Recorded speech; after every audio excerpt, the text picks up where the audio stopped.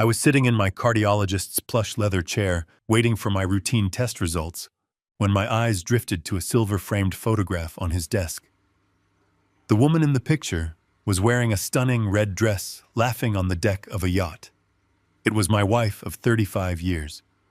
When the doctor walked in, I casually pointed to the frame and asked who she was.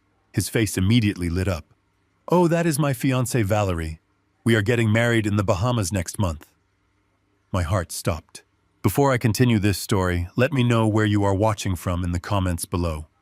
Hit like and subscribe if you have ever had to smile through the ultimate betrayal while planning your next move. My name is Warren Blake. I am a 62-year-old structural engineer, a man who has spent his entire life calculating load-bearing capacities, identifying stress fractures, and ensuring that massive foundations do not collapse under pressure. I know how to spot a tiny crack before it brings down a skyscraper. But nothing in my 4 decades of professional experience could have prepared me for the structural failure of my own life, a collapse that happened right under my nose. 6 months ago, I suffered a mild heart attack. It was a terrifying wake-up call, a sudden reminder of my own mortality that happens to many men my age. My wife Valerie played the role of the devoted, panic-stricken spouse to absolute perfection. She hovered over my hospital bed, held my hand, wiped my brow, and insisted with a fierce, tearful urgency that I transfer my recovery care to an exclusive private clinic downtown. She claimed they had the absolute best cardiac specialists in the state.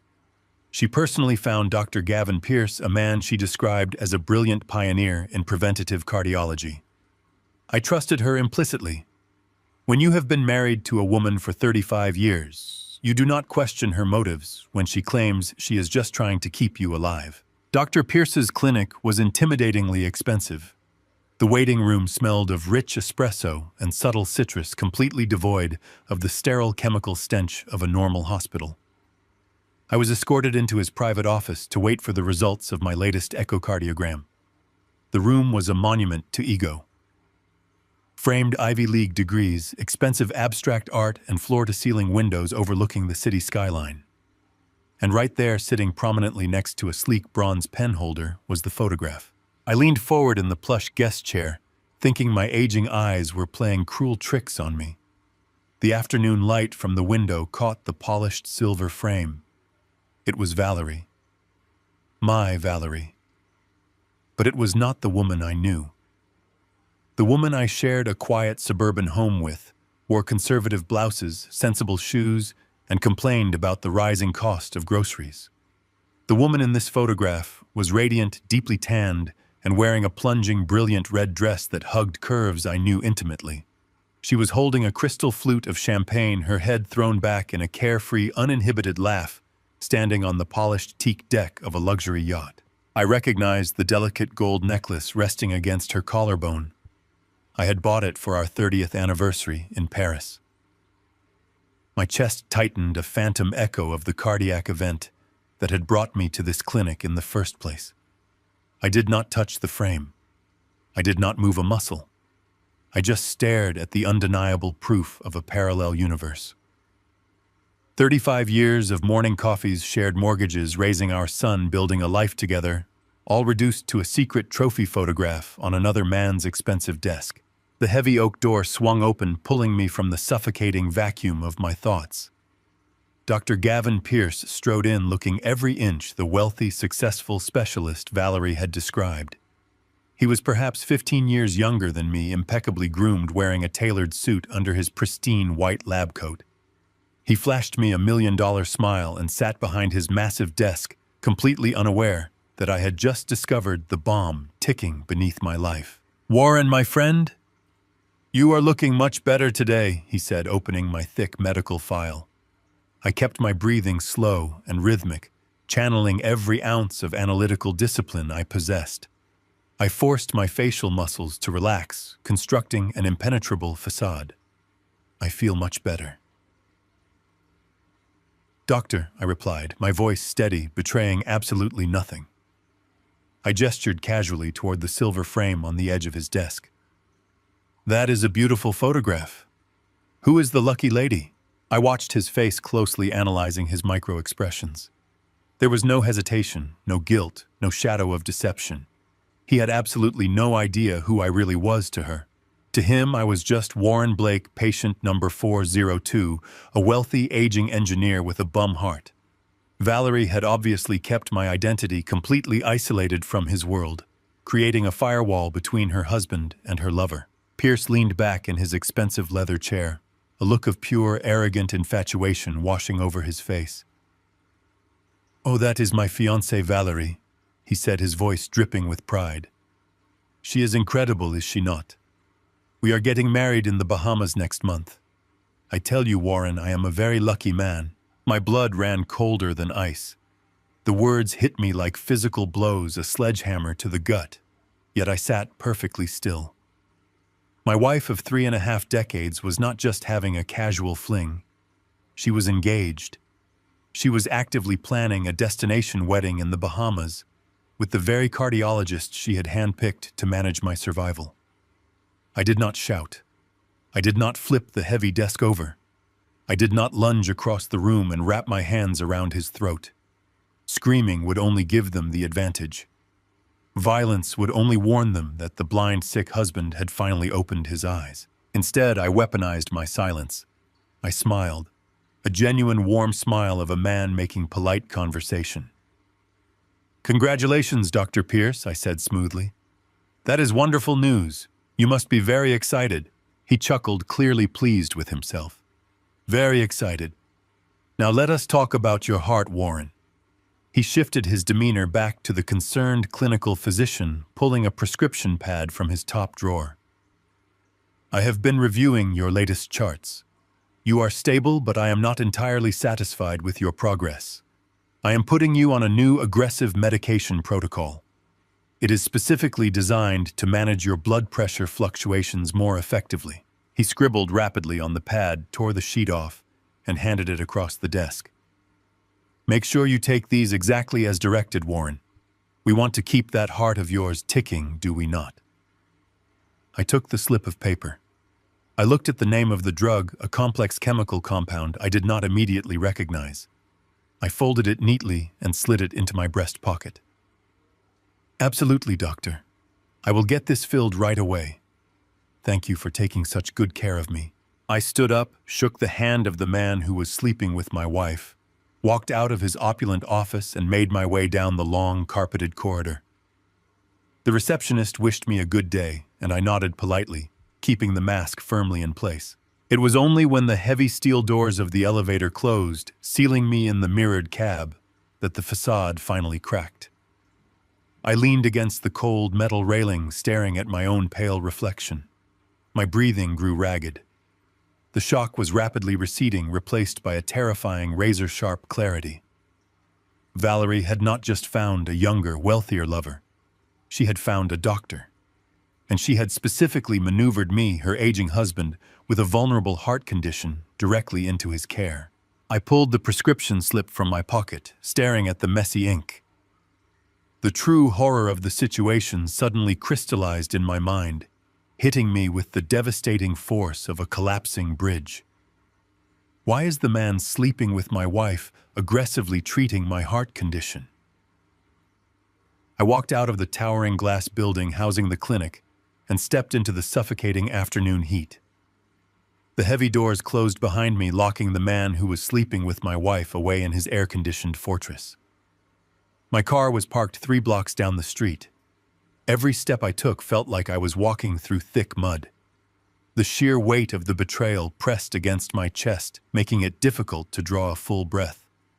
A normal man might have driven straight home in a blind rage. A normal man might have kicked the front door open, thrown the prescription on the kitchen island, and demanded answers from the woman he had loved for 35 years. But I am an engineer. I do not react to structural failures by screaming at the collapsing walls. I investigate the stress points. I calculate the damage. I find out exactly how the foundation was rigged to blow before I make a single move. I started the engine, but I did not head toward the affluent suburbs where Valerie was likely waiting for me. Instead, I merged onto the interstate and drove in the opposite direction. I drove 40 miles out of the city limits to a small, decaying neighboring town. I needed a place where nobody knew my face or my name. I needed a place where Valerie could not trace a credit card charge or casually ask a local technician about my visit. I pulled into the cracked asphalt parking lot of an old independent pharmacy. The neon sign above the door flickered with a dull green light, and the paint on the exterior walls was peeling away in large strips. It was the perfect place for a ghost. The bell above the glass door chimed as I walked inside. The store smelled of rubbing alcohol and old peppermint candy. Behind the raised counter stood a pharmacist who looked to be in his late 50s. He had thick glasses resting on the bridge of his nose and an expression of chronic exhaustion. I approached the counter and placed the folded slip of paper Dr. Pierce had given me onto the glass surface. I also handed him a thick manila folder containing the complete medical history of my heart condition. I told him I needed an independent consultation immediately. I pulled 5 $100 bills from my wallet and laid them flat next to the prescription. I told him I was paying completely out of pocket, and I wanted a thorough, brutal assessment of exactly what this new medication would do to a man with my specific cardiac profile. The pharmacist looked at the cash, then looked at my face. He did not ask any unnecessary questions. He took the money, opened my medical file, and began to read. For 10 long minutes, the only sound in the store was the hum of the fluorescent lights and the turning of paper pages. I watched his eyes scan my charts detailing the mild heart attack I had suffered 6 months ago. He read the notes about my blood pressure, my arterial walls, and my recovery progress. Then he picked up the prescription pad from Dr. Pierce. He adjusted his glasses, pushing them further up his nose. He read the chemical name written in the doctor's hurried, arrogant script. I watched the blood physically drain from the pharmacist's face. His hands stopped moving. He looked up at me and his eyes were wide with genuine terror. He asked me who exactly had prescribed this medication. I told him it was my new cardiologist at the prestigious downtown clinic. The pharmacist swallowed hard, his voice dropping to a harsh whisper. He told me that there had to be a catastrophic mistake. He explained that the drug written on that pad was an extreme-grade stimulant. It was a medication strictly utilized in emergency hospital settings for patients suffering from severe hypotensive shock. It was meant to aggressively and violently force the heart to pump harder and faster to rapidly raise blood pressure. I stood perfectly still, letting his words wash over me. I asked him what would happen if a man with my specific weakened heart condition took that drug daily. The pharmacist did not hesitate. He told me that with my recovering cardiac walls and my history of arterial stress, introducing this massive stimulant into my system would be like pouring rocket fuel into a failing engine. He said that my heart would accelerate to an uncontrollable, chaotic rate. Within 24 to 48 hours, the sheer mechanical strain would cause a massive, catastrophic myocardial infarction. My heart would literally tear itself apart from the inside out. I asked him if it would look suspicious to a medical examiner or a coroner. He shook his head slowly, looking at me with deep pity. He told me it would look exactly like a natural, tragic secondary heart attack, a common, unfortunate reality for a man of my age with a known cardiac history. Nobody would ask any questions. Nobody would demand an autopsy. The original doctor would simply sign the death certificate, citing inevitable natural heart failure. The walls of the pharmacy felt like they were closing in on me. I thanked the pharmacist for his honesty. I took my medical file back. I did not fill the prescription. Instead, I walked down the narrow, dusty aisles of the store until I found the section for daily vitamins and supplements. I needed something very specific. I spent 20 minutes meticulously comparing shapes, sizes, and colors. I finally found a generic brand of herbal supplements. They were chalky white, oval-shaped pills that were visually identical to the lethal medication Dr. Pierce had prescribed. I paid for the vitamins with the remaining cash in my pocket and walked back out to the stifling heat of the parking lot. I sat in the driver's seat, staring at the plastic bottle of vitamins resting in my lap. The sun was beginning to set, casting long, bloody streaks of orange and red across the windshield. The reality of my existence finally settled deep into my bones, replacing the shock with absolute horror. Valerie and her young, arrogant lover were not just having a sordid affair behind my back.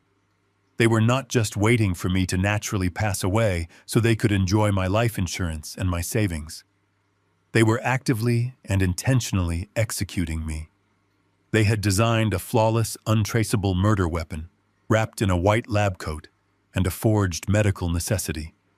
My own wife, the woman who had kissed my cheek this morning, was going to smile at me over the dinner table while watching me swallow the poison she had helped procure. I thought about the house Valerie and I shared.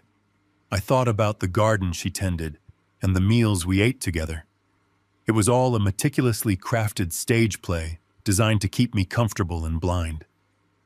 I realized that every kiss, every touch, every word of concern over the past 6 months had been a calculated performance. She had watched me clutch my chest in the hospital, pretending to cry while secretly wishing the monitor had flatlined right then and there. A profound, icy calm washed over my entire body. All the grief, all the sorrow of a 35-year marriage evaporating into nothingness was entirely replaced by a dark, metallic survival instinct. They thought I was a tired, naive old man, blindly trusting the woman who washed my clothes and cooked my meals. They thought they had backed me into a corner where my only exit was a wooden casket. They thought my heart was too weak to handle the truth. I opened the bottle of vitamins. I emptied the harmless white pills into the palm of my hand, feeling their chalky texture. If I confronted Valerie now, she would deny everything. She would cry, she would call me paranoid, and she would immediately alert Dr. Pierce. They would destroy the evidence. They would claim the prescription was a simple clerical error. And then they would find another way to finish the job. A tragic fall down the staircase. A fatal slip in the shower. I could not fight a war if the enemy knew I was armed and aware. I had to let them believe their flawless execution was going exactly as planned. I had to play the role of the dying husband to absolute perfection. I placed the vitamins into an empty amber prescription bottle I kept in my glove compartment. I threw the original vitamin packaging into a nearby public trash can, making sure no evidence of the swap remained. I gripped the steering wheel of my car, feeling the leather under my palms. I was no longer a husband returning to his loving wife. I was an engineer who had just found the fatal structural flaws in his enemy's fortress. They wanted to play a game of life and death. They wanted to bet my life for a massive financial payout. I put the car in gear and pulled out of the parking lot, heading back toward the city. I was going to go home. I was going to swallow their fake medicine with a grateful smile. And then I was going to systematically dismantle their entire world brick by brick until there was absolutely nothing left. The survival game had officially begun. The drive back to our quiet suburban neighborhood in Charlotte felt like a journey through an alien landscape. Every manicured lawn and perfectly trimmed hedge seemed like a mocking illusion. I pulled my car into the familiar concrete driveway and parked next to the pristine white sedan belonging to Valerie.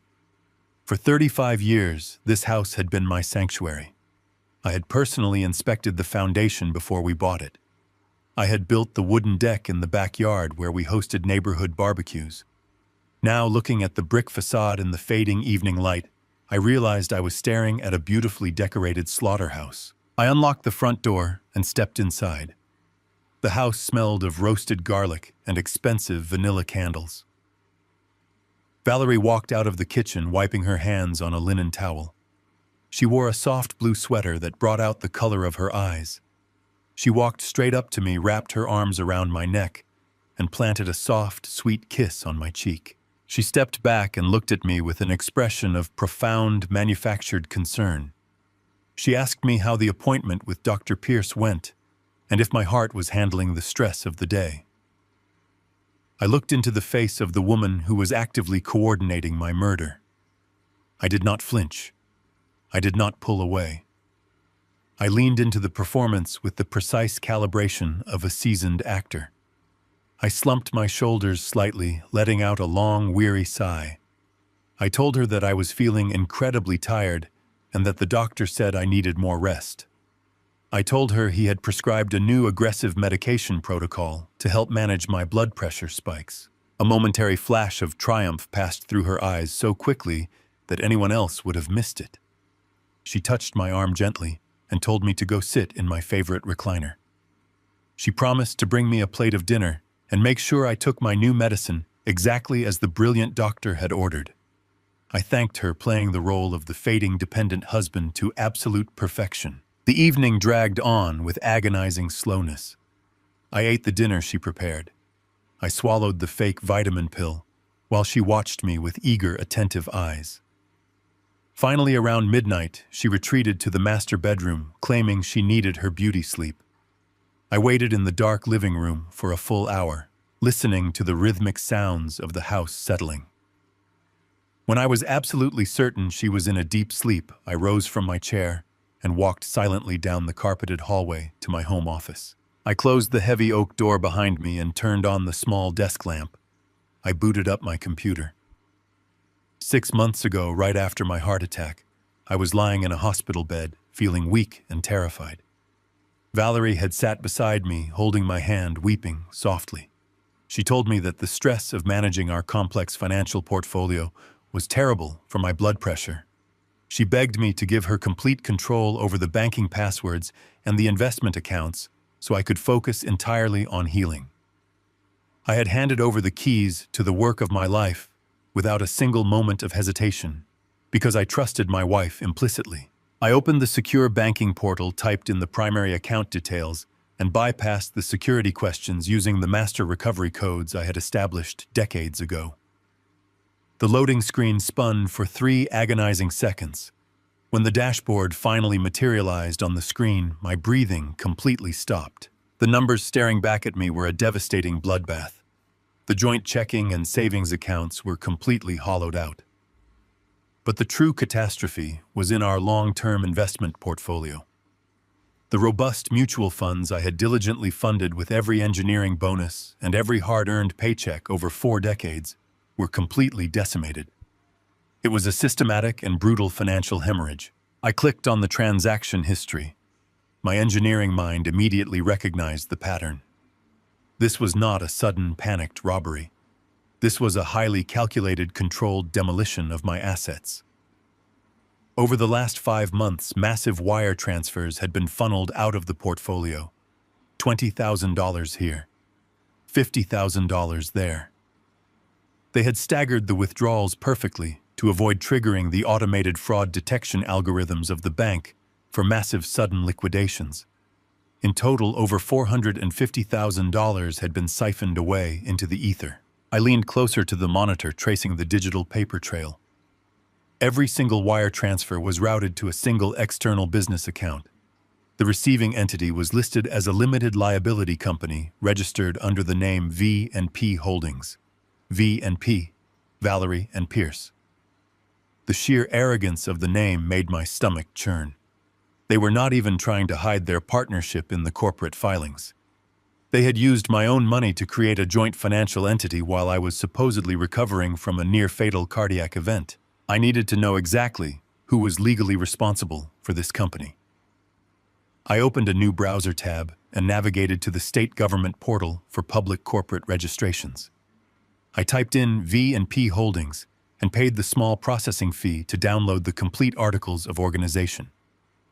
The document loaded onto my screen. I scrolled past the generic legal jargon and the registered agent details until I reached the section listing the managing directors. I expected to see Dr. Gavin Pierce.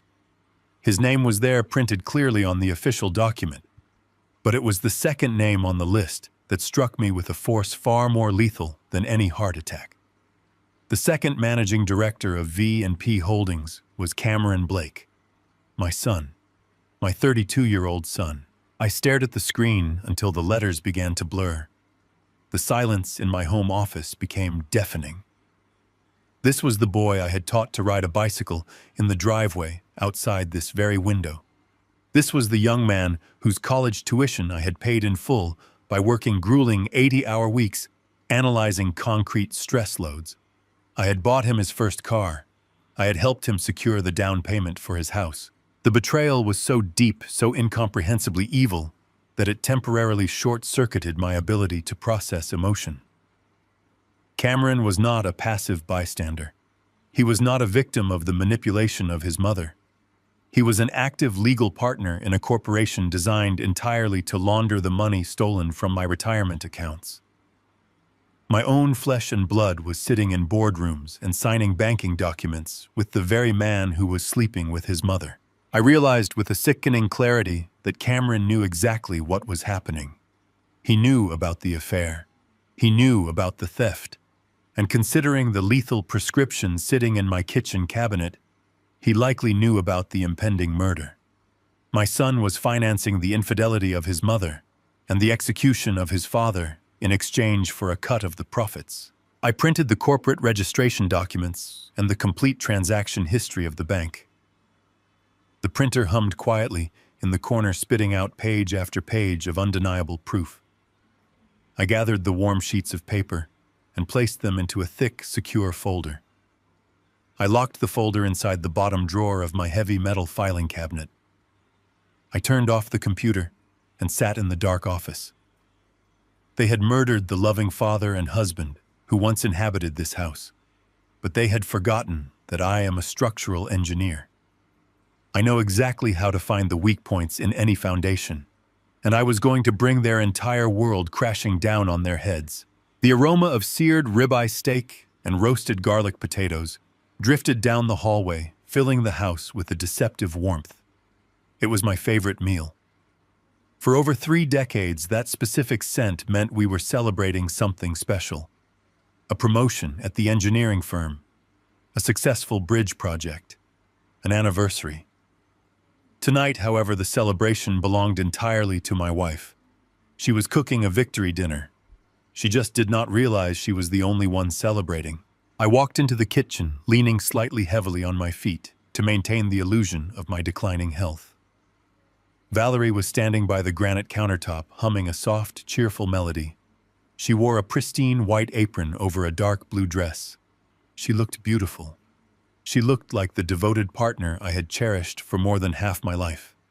It was a terrifying realization to understand that the human brain can perfectly compartmentalize pure evil behind a domestic smile. I took my seat at the head of the heavy oak dining table, a piece of furniture I had purchased with my first major consulting bonus. Valerie turned around, holding a platter of steaming food. She placed a generous cut of perfectly cooked meat in front of me alongside a mountain of golden potatoes. She poured a tall glass of ice water and set it gently near my right hand. Then she did it. She reached into the pocket of her apron and pulled out the amber plastic prescription bottle, the bottle that supposedly contained the lethal stimulant Dr. Pierce had ordered. She placed it squarely next to my water glass, aligning it perfectly with my plate. Her voice was smooth, like honey pouring over broken glass. "Do not forget your new medication, Warren. Dr. Pierce said it is absolutely crucial that you take it with a heavy meal to help your heart absorb it properly." I looked at the amber bottle. Inside were the chalky white herbal supplements I had swapped yesterday afternoon, but to her eyes that plastic cylinder held the key to her freedom. It held the key to a massive life insurance payout and a destination wedding in the Bahamas with her younger lover. I looked up from the bottle and met her gaze. Her eyes were wide, bright, and filled with a manufactured concern that made my stomach churn. I reached out with a hand I deliberately forced to tremble just a fraction. I picked up the bottle, unscrewed the child-proof cap, and shook one of the white oval pills into my palm.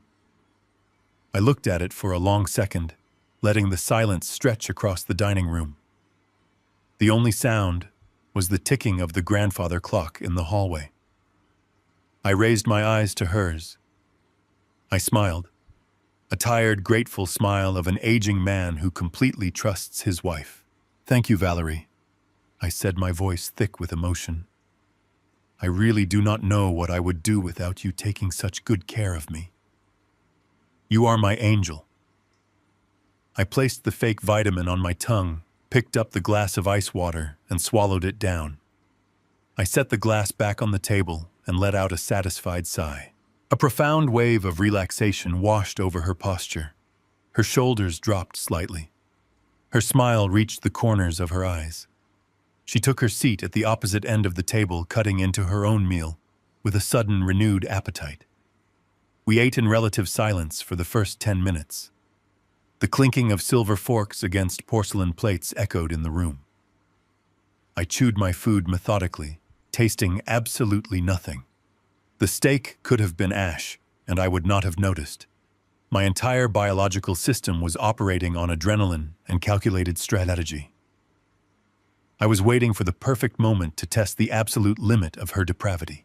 I needed to know, with absolute certainty, what she would do when the poison she thought she had given me finally took effect. I needed to witness the monster without her mask. Halfway through the meal, I stopped chewing. I dropped my fork loudly onto the plate, allowing it to clatter against the ceramic. I suddenly grabbed the edge of the heavy oak table with both hands, squeezing the wood until my knuckles turned stark white. I sucked in a sharp, ragged gasp of air, forcing my breathing to become immediately shallow and panicked. I squeezed my eyes shut, contorting my face into a mask of sudden, excruciating agony. I pressed my right hand hard against the center of my chest, digging my fingers into my shirt. "Valerie," I choked out, letting my voice break into a desperate rasp. "Valerie, something is wrong. My chest." I slumped forward in my chair, knocking over my water glass. The ice cubes scattered across the polished wood, and the cold water dripped onto my lap. I kept my breathing erratic, loud, and desperate. I was giving an award-winning performance of a man experiencing a massive, catastrophic cardiac failure. Through my squinted, partially closed eyes, I observed the woman sitting across the table from me. I expected panic. Even from a murderer, I expected a moment of hesitation, a sudden realization of the finality of death. I expected her to perhaps fake a panicked phone call to emergency services just to cover her tracks. She did none of those things. Valerie did not scream. She did not jump out of her chair. She did not reach into her pocket for her cellular phone to dial 911. She simply stopped cutting her steak. She placed her knife and fork neatly on the edges of her plate. She leaned back in her chair, crossing her arms over her chest. And she watched me. The expression on her face was something I will carry with me to my grave. It was a look of cold, clinical fascination. There was no pity. There was no terror. There was only the calculating patience of a predator watching a wounded animal bleed out in the grass. She tilted her head slightly to the side as if she were inspecting a painting she did not quite understand. She was waiting for me to hit the floor. She was waiting for my eyes to roll back and my breathing to stop forever. She was counting the seconds until she was a wealthy widow. The sheer absolute evil of her stillness was far more terrifying than if she had plunged a knife into my heart herself. I let the performance drag on for another 10 agonizing seconds. I groaned, clutching my shirt, letting my head drop lower toward the table. She remained perfectly silent, a marble statue of greed. Slowly, I began to ease the tension in my body. I let out a long, trembling exhale. I loosened my grip on my chest and sat back up in my chair, blinking rapidly, as if the room were coming back into focus. I reached for a napkin and wiped my forehead, which was genuinely damp from the intense physical exertion of the act. I took a deep, shaky breath and offered her an embarrassed, apologetic smile. "I am so sorry, darling," I wheezed, forcing a nervous chuckle. "It was just heartburn. Severe heartburn. I think the roasted garlic was a bit too much for me tonight. The new medication must be making my stomach a little sensitive. I am fine. Really, I am perfectly fine." The transformation in her face was instantaneous and horrifying. The cold, patient observation shattered. Her jaw tightened. Her eyes narrowed into tiny dark slits. The disappointment radiating from her was so palpable it felt like a sudden drop in the room temperature. She had been seconds away from inheriting a fortune and booking a first-class ticket to the Bahamas. Instead, her husband was sitting back up and making jokes about garlic potatoes. She took a deep, steadying breath, forcing the domestic mask back onto her face. It was a sloppy attempt. Her smile was tight, and her voice carried a sharp, brittle edge. You terrified me, Warren. You really terrified me. You should be more careful. If you are feeling unwell, you need to go rest immediately. I nodded, picking up my napkin to clean the spilled water. You are right, my love. I think I will skip the rest of dinner and go lie down. Thank you for cooking. It was delicious. I pushed my chair back and stood up, maintaining a slow, shuffling gait as I walked out of the dining room. I did not look back, but I could feel her eyes burning into my spine. As I reached the end of the hallway, I heard the violent scrape of her chair being pushed back and the harsh clatter of her sweeping the dinner plates into the sink. She was furious. The poison had supposedly failed or was taking too long. I walked into the master bedroom and closed the door silently. I sat on the edge of the mattress, staring at the wall.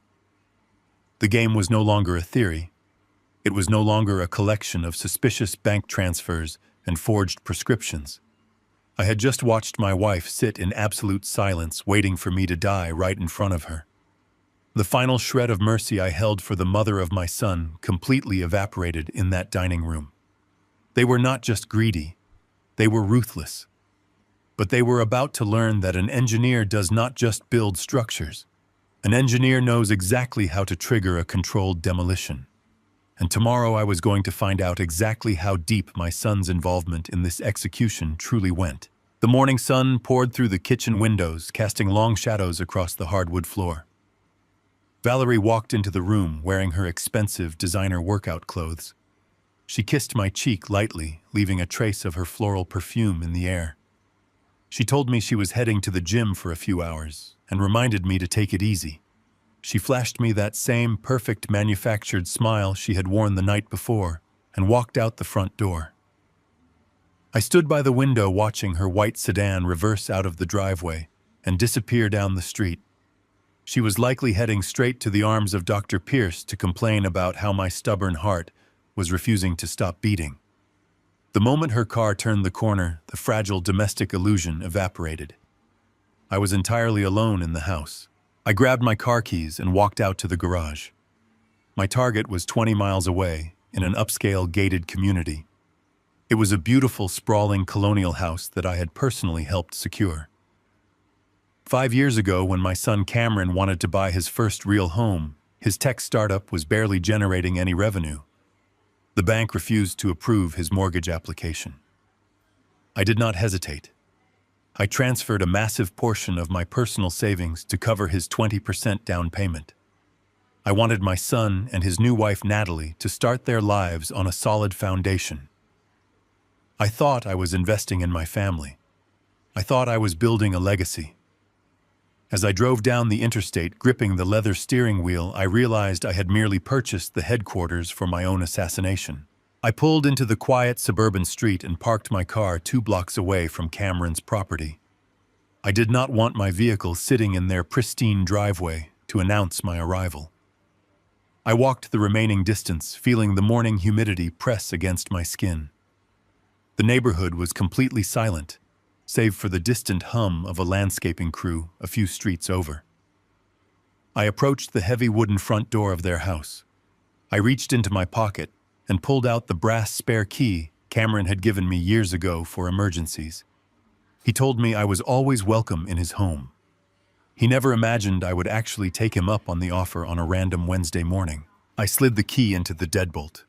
I turned it with agonizing slowness, making sure the internal metal tumblers did not click too loudly. The door swung open silently on its well-oiled hinges. I stepped into the grand foyer and closed the door behind me with the same calculated precision. The house smelled of expensive espresso and underlying tension. From the back of the house, I heard the distinct muffled sounds of an argument. I walked down the long carpeted hallway, stepping carefully to avoid the floorboards I knew were prone to creaking. I had helped install that flooring when they first moved in. I knew exactly where the structural weak points were. As I approached the open archway leading into their massive designer kitchen, the voices became sharp and clear. I pressed my back flat against the cool painted drywall of the hallway, completely hidden from their line of sight. I regulated my breathing, slowing it down until I was as silent as a ghost in my own son's house. Natalie was pacing across the tiled floor. Her voice was shrill, brittle, and laced with mounting panic. She was talking about money. She was aggressively listing out their financial failures. She mentioned 3 different credit cards that were completely maxed out, and a final notice they had received from a private lending institution. Her tone was not just stressed, it was venomous. She slammed a ceramic coffee mug onto the granite countertop with a loud, harsh crack. She yelled that they were drowning and that they needed the cash infusion immediately. Then she said the words that will echo in my mind for the rest of my life. "Your mother said it would be done by Tuesday," Natalie snapped, her voice echoing off the kitchen cabinets. "He started the new pills yesterday. How long does a bad heart take to give out?" I closed my eyes and pressed the back of my head against the drywall. The sheer casual cruelty of her statement was breathtaking. She was not talking about a human life. She was not talking about the man who had paid for the very roof over her head. She was tracking my impending death, like a delayed bank transfer. She was irritated that my heart was taking too long to tear itself apart, because the billing cycle on her credit cards was coming to an end. I waited for my son to defend me. I waited for some microscopic shred of human decency to surface in the boy I had raised. I waited for him to tell his wife to stop talking about his father that way. Instead, I heard Cameron let out a long, frustrated sigh. He told her to lower her voice. He did not sound angry at her horrific words. He sounded exhausted by her impatience. Cameron told her she needed to calm down and trust the process. He assured her that the medical plan his mother and the doctor had put together was absolutely foolproof. He told Natalie that as soon as the coroner signed the death certificate, the life insurance company would automatically release the $1.5 million payout directly into the accounts of V&P Holdings.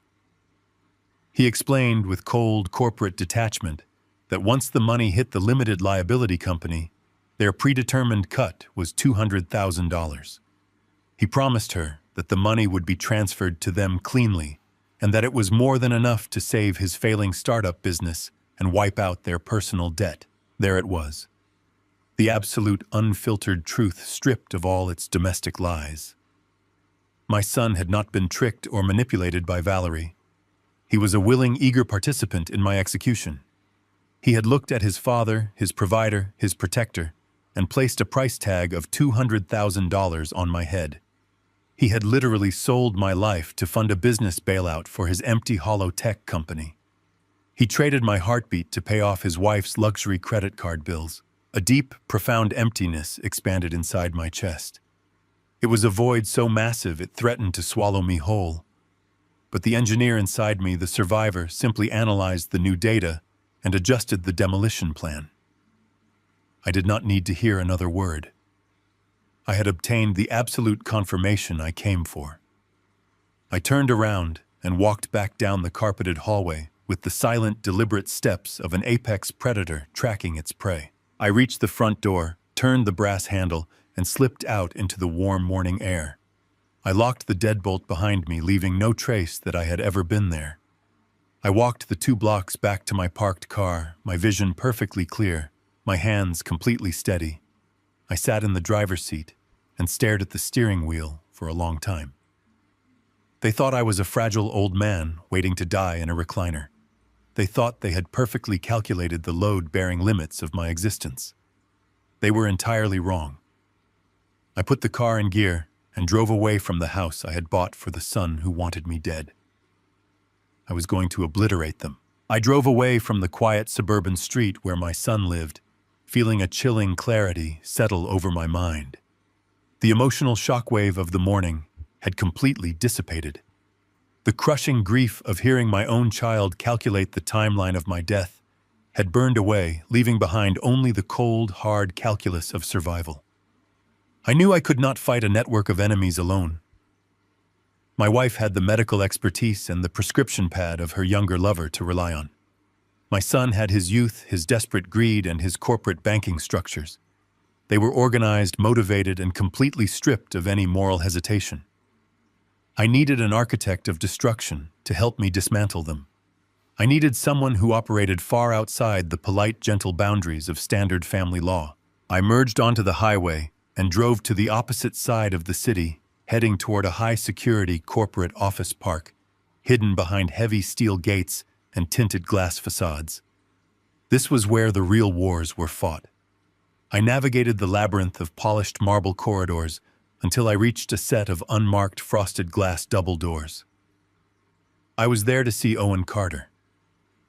Owen was not a family attorney who held your hand, offered you a tissue, and talked about amicable mediations and fair settlements. He was a ruthless former corporate litigator who specialized in high-stakes asset recovery and dismantling complex financial fraud. He was a legal mercenary, and he was exactly the weapon I needed to survive the week. The receptionist escorted me into a massive corner office that overlooked the sprawling city skyline. Owen sat behind a thick concrete desk, looking like a man who had not slept a full night in a decade, but functioned entirely on caffeine and aggression. He had sharp, predatory eyes and wore a tailored suit that projected absolute authority. He did not offer me empty platitudes or ask how my day was going. He simply pointed to the heavy leather chair opposite him and asked me why I had requested an emergency consultation. I sat down and opened the leather briefcase I had brought with me. I did not speak at first. I let the physical evidence do the talking. I reached into the bag and pulled out the amber plastic bottle containing the fake vitamins. I placed it squarely in the center of his desk. Next to it, I laid the independent pharmacy laboratory report detailing the exact chemical nature of the lethal stimulant Dr. Pierce had prescribed. Owen leaned forward, his eyes narrowing as he read the complex chemical breakdown and the intended fatal effect it would have on my specific recovering heart condition. Then I pulled out the financial records. I laid out the printed bank statements highlighting the $450,000 in staggered wire transfers that had vanished from my retirement accounts over the last 5 months. Finally, I placed the public registration documents for V&P Holdings right beside the bank records. I tapped my finger firmly on the managing director's signatures belonging to my wife's lover and my own son. I sat back in my chair and watched him process the information. Owen picked up the documents one by one. The silence in the office was absolute. He did not show shock or pity. He analyzed the materials with the exact same mechanical precision I used to evaluate a failing suspension bridge. When he finally looked up at me, his expression was completely devoid of warmth, but filled with a profound, terrifying, professional respect. He told me that my family had constructed a remarkably efficient criminal enterprise.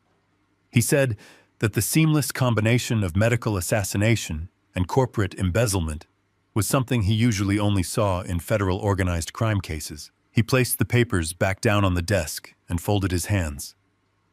He told me that if I had confronted my wife last night or filed for a standard divorce this morning, I would likely be dead by tomorrow afternoon. A divorce proceeding would legally notify them that I was fully aware of their actions. It would freeze the marital assets and trigger a mandatory disclosure process. Owen explained that giving Valerie and her doctor that kind of legal warning would provide them with the immediate desperate incentive to accelerate their timeline. They would force a fatal medical accident or a tragic domestic fall before the court could intervene.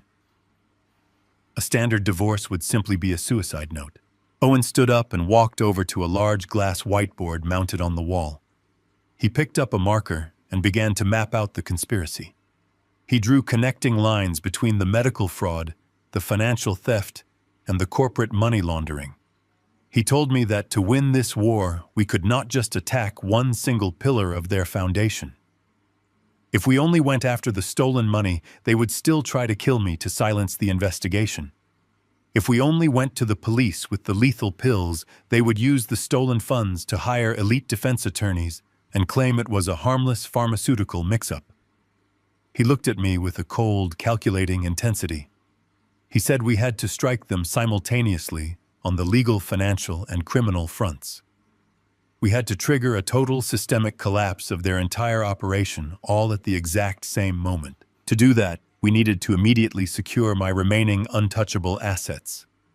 The money they had already stolen was currently sitting in their fraudulent corporate accounts, giving them a false sense of absolute security. but they did not yet have their hands on my structural engineering business shares, or the deed to my house which was fully paid off and held solely in my name. Owen explained that Valerie and Cameron were undoubtedly waiting for my heart to stop, so those massive physical and corporate assets would fall smoothly into probate. As my grieving widow and my tragic orphaned son, they could easily liquidate those assets once I was buried. Owen moved back to his desk and began typing rapidly on his computer keyboard. He told me he was drafting the paperwork for an irrevocable blind trust. He described it as a titanium legal vault. By transferring my business equity and the deed of the house into this specific trust, I would effectively remove my personal name from the direct ownership records. I would remain the sole beneficiary of the trust, but Owen would act as the appointed legal trustee. He printed the thick stack of legal documents and laid them out in front of me.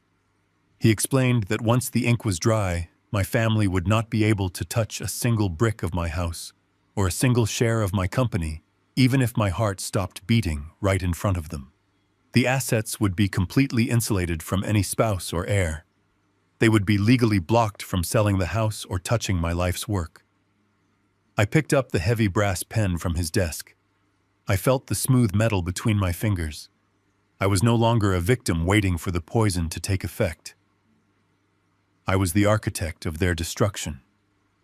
I signed my name on the dotted lines, locking my legacy away and setting the trap that would eventually bury them all. The evening air was thick and humid as I drove back to the house holding the heavy burden of my discoveries. Every street corner and manicured lawn in our affluent neighborhood looked like a painted backdrop on a theater stage hiding a dark, rotting reality behind its beautiful facade. I pulled my car into the driveway, alongside Valerie's pristine white vehicle. For 35 years, I had walked up this concrete path, feeling the deep, comforting satisfaction of a man returning to his sanctuary. Tonight, I was a soldier stepping across enemy lines. I took a slow, deliberate breath, preparing my body to perform the most critical role of my entire life. I let my shoulders slump forward, transferring my weight to simulate the profound, exhausting weakness of a dying man. I opened the front door and stepped into the foyer. The house smelled of expensive vanilla candles and citrus, a perfectly curated atmosphere of domestic bliss that made my stomach churn with absolute disgust. Valerie was sitting at the massive granite kitchen island, looking like a vision of suburban perfection. She wore a sleek silk blouse that draped elegantly over her shoulders, and she was casually sipping a glass of imported white wine. When she heard my slow, shuffling footsteps, she closed her laptop screen with a swift, practiced motion. She turned to me, offering that same radiant, manufactured smile that had successfully blinded me for decades. I shuffled into the kitchen, dragging my feet across the polished hardwood floor, projecting the image of a fragile old man whose biological clock was rapidly running out of time. She asked me in a voice dripping with fake honey if I was feeling strong enough to handle a very minor piece of administrative paperwork before I went upstairs to rest. I pulled out one of the heavy wooden bar stools and sat down, letting out a long, deliberate sigh that rattled in my chest. I told her I was incredibly tired, but that I was always willing to help her with whatever she needed to keep our household running smoothly. She stood up and walked over to my side of the island, carrying a thick stack of stapled legal documents and a heavy silver fountain pen. Her posture was relaxed and casual, but her eyes betrayed a sharp, predatory focus that locked directly onto my face. She placed the papers gently on the cool granite surface right in front of me, tapping the top page with her perfectly manicured fingernail. She spoke in a soothing, maternal tone, telling me that our longtime insurance broker had called earlier in the afternoon. She claimed the brokerage firm was updating all of their internal digital filing systems and desperately needed my updated physical signature to authorize a completely routine policy adjustment on my life insurance file. She promised me it was just a tedious corporate formality to ensure my premium rates remained locked, and that I absolutely did not need to worry my weak recovering heart over the boring legal details. I looked down at the crisp white pages resting on the counter. The top sheet was a standard cover letter filled with dense bureaucratic jargon designed specifically to make a tired reader lose interest and skip directly to the signature line at the bottom. But I am a structural engineer. I have spent my entire professional life reading complex schematics and searching for microscopic stress fractures that could bring down massive steel bridges. I never skip the fine print. I slowly turned the cover page using a trembling hand to maintain my physical facade. The second page was the actual legal instrument, and the bold black text at the top of the document immediately made the blood freeze in my veins. It was not a routine policy adjustment or a simple address update. It was a comprehensive, irrevocable change of beneficiary form. I stared at the paperwork, letting my eyes scan the meticulously drafted paragraphs while keeping my face completely blank. For the past 20 years, the sole beneficiary of my $1,500,000 life insurance policy had been a secure family trust. I had sacrificed and worked grueling 80-hour weeks to pay those massive premiums, ensuring that Valerie and Cameron would be provided for over a long structured period if anything ever happened to me. But the new document sitting in front of me completely dissolved that protective legal structure. The new primary beneficiary listed on the official transfer line was an entity I now knew intimately. The entire sum of the $1,500,000 was being redirected entirely and directly into the corporate accounts of V&P Holdings. The sheer monumental audacity of her plan crystallized perfectly in my mind. Valerie and her young doctor lover, along with my traitorous son, were playing a highly calculated game of legal chess. If my damaged heart finally gave out tomorrow, and I died leaving the original family trust in place, the massive payout would immediately be tied up in complex probate courts. A judge would freeze the assets, and an independent legal executor would investigate the disbursement of the funds over many months. They would never be able to access the cash quickly enough to pay off my son's massive hidden debts or fund their lavish destination wedding in the Bahamas.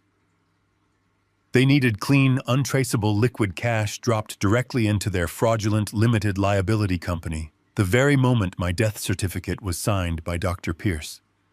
To achieve that seamless transfer, they absolutely needed my living legal signature, authorizing the change before their poison finally stopped my heart. Valerie was hovering right over my shoulder, her expensive perfume masking the scent of pure greed. She uncapped the silver fountain pen and pressed it gently into my right hand, wrapping my fingers around the cool metal. She pointed to the bottom of the page, showing me exactly where I needed to sign my life away. She whispered sweetly, telling me to just sign quickly so I could go upstairs and get my much-needed sleep. I took the heavy pen, feeling the weight of the moment pressing down on my shoulders. I knew that if I refused to sign, she would instantly know that I had read the fine print. She would realize the ignorant dying husband was actually fully aware of the trap. That would trigger a panic, and they might resort to a more immediate violent method to end my life tonight. I had to render the document completely useless without giving her any reason to suspect deliberate sabotage. I lowered the tip of the pen toward the signature line. Just as the black ink touched the white paper, I suddenly threw my entire body forward, violently slamming my chest against the edge of the granite island. I squeezed my eyes shut and let out a harsh, jagged, hacking cough that echoed loudly through the kitchen. I convulsed my shoulders, throwing my right arm wildly across the table. The silver fountain pen dragged aggressively across the crisp paper. I gasped for air, making horrible, wet, choking sounds deep in my throat, as if my lungs were collapsing. I allowed my hand to shake uncontrollably, leaving a chaotic, jagged, illegible trail of black ink completely outside the designated signature box. I smeared the wet ink with my palm, dragging it across the important legal clauses, ruining the integrity of the entire page. I slumped back into the wooden stool, gripping my chest and panting heavily, as if I had just survived a massive, sudden biological failure. I looked up at Valerie with wide, terrified eyes, apologizing profusely for ruining her important paperwork. I gasped out that the new medication was making my chest feel incredibly tight and causing these terrible, sudden physical spasms. I watched her face closely through my squinted eyes. The mask of the loving, caring wife slipped completely, revealing a flash of absolute venomous disgust. She looked down at the ruined document with pure, naked hatred. My violent performance had resulted in a massive dark ink stain and a chaotic scribble that looked absolutely nothing like my official legal signature. A bank or an insurance company would instantly reject it as a corrupted, damaged file lacking any clear intent of authorization. Valerie snatched the paper off the counter with a sharp, aggressive movement, wrinkling the edges in her fist.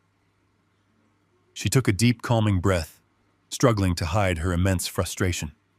She forced her jaw to relax and told me through gritted teeth that it was perfectly fine and that she would just have the broker process the messy page anyway. She truly believed she had secured the authorization she needed to steal my life savings. She did not realize that the illegible scribble I had just provided was entirely legally void, completely destroying her path to my fortune. I slowly pushed myself up from the stool, leaning heavily on the counter to support my fake weakness. I told her I was going to bed. I walked down the hallway, leaving her standing alone in the kitchen, clutching a worthless piece of paper. The deadly trap had been effectively neutralized, and she had absolutely no idea that I was already planning my next move. I needed to completely surrender to the illusion of my own destruction. The morning after the forged signature incident, I drove to a local medical supply store on the edge of town and purchased a thick wooden walking cane. It was a heavy, ugly thing with a dull rubber base. When I returned to the house, I did not walk through the front door with my usual posture. I dragged my feet. I let my shoulders collapse inward, compressing my chest to simulate a man whose heart was actively giving up the fight.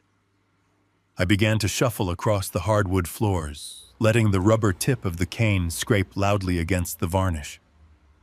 I wanted Valerie to hear the sound of my physical deterioration echoing through the hallways. I wanted the sound of that cane to be the soundtrack to her victory. She watched me struggle to walk from the kitchen to the living room, and I could see the absolute thrill radiating from her eyes. She genuinely believed the lethal stimulant she thought I was taking was finally tearing my cardiac walls apart. I committed to the performance with the exact same obsessive dedication I used when designing the structural supports of a skyscraper. I stopped grooming myself. I let my silver beard grow out into a messy, uneven shadow. I stopped wearing my tailored suits and began dressing in loose, wrinkled sweatpants and faded cotton shirts that hung off my frame, making me look gaunt and defeated. I forced my hands to shake every time I picked up a glass of water or a piece of silverware. But the most important part of my strategy was my deliberate absence. I began to spend 18 hours a day isolated in the master bedroom. I would lie on top of the mattress with the curtains drawn tight, plunging the room into absolute darkness. I slowed my breathing until it sounded like the shallow, ragged gasps of a man living on borrowed time. Valerie would peek her head through the doorway, occasionally watching my chest rise and fall with a cold, clinical detachment. Whenever she entered the room, I would keep my eyes closed, acting as though the heavy medication had completely severed my connection to the conscious world. My calculated silence bred absolute arrogance in my enemies. Predators are always the most vulnerable when they believe their prey is already dead. Because Valerie thought I was locked in a deep medicated coma, she completely abandoned all of her previous caution. The quiet, whispered phone calls in the backyard stopped. She began walking freely through the house, talking loudly to Dr. Pierce about catering options and floral arrangements for their tropical wedding. Her arrogance became an infection that quickly spread to the rest of the conspirators. 2 days later, Cameron and his wife Natalie came over to the house for an unannounced evening visit. In the past, they would have sat politely in the dining room, maintaining the fragile illusion of a loving family checking on their sick patriarch. Tonight, however, they did not even bother to lower their voices or close the doors. I lay still in the dark bedroom, keeping my door cracked open just a fraction of an inch to allow their voices to drift down the hallway. I heard the clinking of crystal glasses echoing from my own living room. I listened closely, recognizing the distinct heavy thud of the crystal decanter hitting the coffee table. Cameron had gone into my private study and opened my collection of rare imported scotch. He was pouring generous glasses of a 30-year-old single malt whiskey that I had saved for a special occasion. He was drinking to celebrate my impending funeral using my own premium liquor. The sheer audacity of their behavior was breathtaking. They were sitting on my leather sofas, drinking my expensive scotch and comfortably making themselves at home while they waited for my heart to stop. I could hear Natalie laughing, a loud, shrill sound that bounced off the walls. She told Valerie that the new diamond earrings she had bought with the latest bank transfer were absolutely perfect for the humid weather of the islands. They were openly discussing the spoils of their financial theft without a single ounce of fear. They believed the thick wooden door and my supposed chemical coma provided a perfect soundproof barrier. They believed I was deaf to the world, oblivious to the monsters sitting 50 feet away from my bed. I did not let my anger compromise my tactical position. I reached under my pillow and pulled out my cellular phone. I opened the voice recording application and pressed the large record button. I carefully slid the device toward the crack in the doorway, ensuring the microphone was perfectly positioned to capture every single word echoing down the hallway. I lay back against the mattress, staring up at the dark ceiling, while the digital counter on the screen silently documented my family digging their own graves. The audio was incredibly crisp. I recorded Valerie complaining about how difficult it was to book the premium beachfront villas for their specific wedding dates in the Bahamas. She told Cameron that Dr. Pierce was getting impatient because they needed the final life insurance payout to secure the luxury yacht rental for the reception. Cameron confidently assured his mother that the payout was imminent. He laughed, taking a long sip of my scotch, and joked that my weak engineering heart could not possibly handle another weekend of the heavy medication. He proudly stated that V&P Holdings was fully prepared to receive the wire transfer the moment the death certificate was signed. Then the conversation shifted to a detail that made my blood run entirely cold. Natalie changed the subject to their immediate social calendar. She excitedly asked Valerie if all the invitations had been confirmed for the upcoming engagement party this Saturday. My wife enthusiastically replied that over 100 guests had submitted their formal reservations.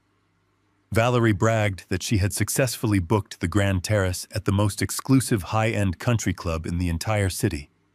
The very same country club where I had been a premium member for over 2 decades.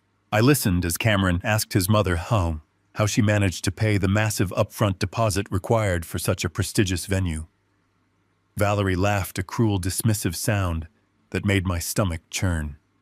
She proudly admitted that she simply utilized the $450,000 they had systematically drained from my retirement accounts. She bragged that the stolen money had easily covered the extravagant catering, the live jazz band, and the imported champagne for the entire guest list. They were throwing a massive, lavish celebration of their deceit, and they were funding the entire criminal enterprise with the money I had worked 40 years to earn. I reached out and stopped the recording.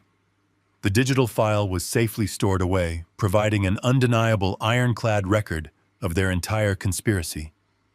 I had captured them confessing to the financial theft, the medical assassination plot, and the upcoming celebration funded by my stolen retirement accounts. I lay in the dark room listening to the clinking of their glasses and the sound of their arrogant laughter echoing down the hall. They thought this Saturday was going to be the crowning achievement of their flawless criminal plan. They thought they were going to drink imported champagne on a beautiful terrace surrounded by wealthy socialites, entirely untouched by consequence. They had absolutely no idea that the frail dying man lying in the dark bedroom was carefully tracking their every move. They did not know that my structural business shares and the deed to the very house they were sitting in were already locked away in an impenetrable blind trust. They did not know that my ruthless legal ally, Owen Carter, was already preparing the financial and legal strikes that would bring their entire world crashing down. I closed my eyes, feeling a powerful surge of cold, calculated adrenaline pumping through my perfectly healthy heart. Let them drink my expensive scotch tonight. Let them plan their tropical wedding and their luxurious country club engagement party.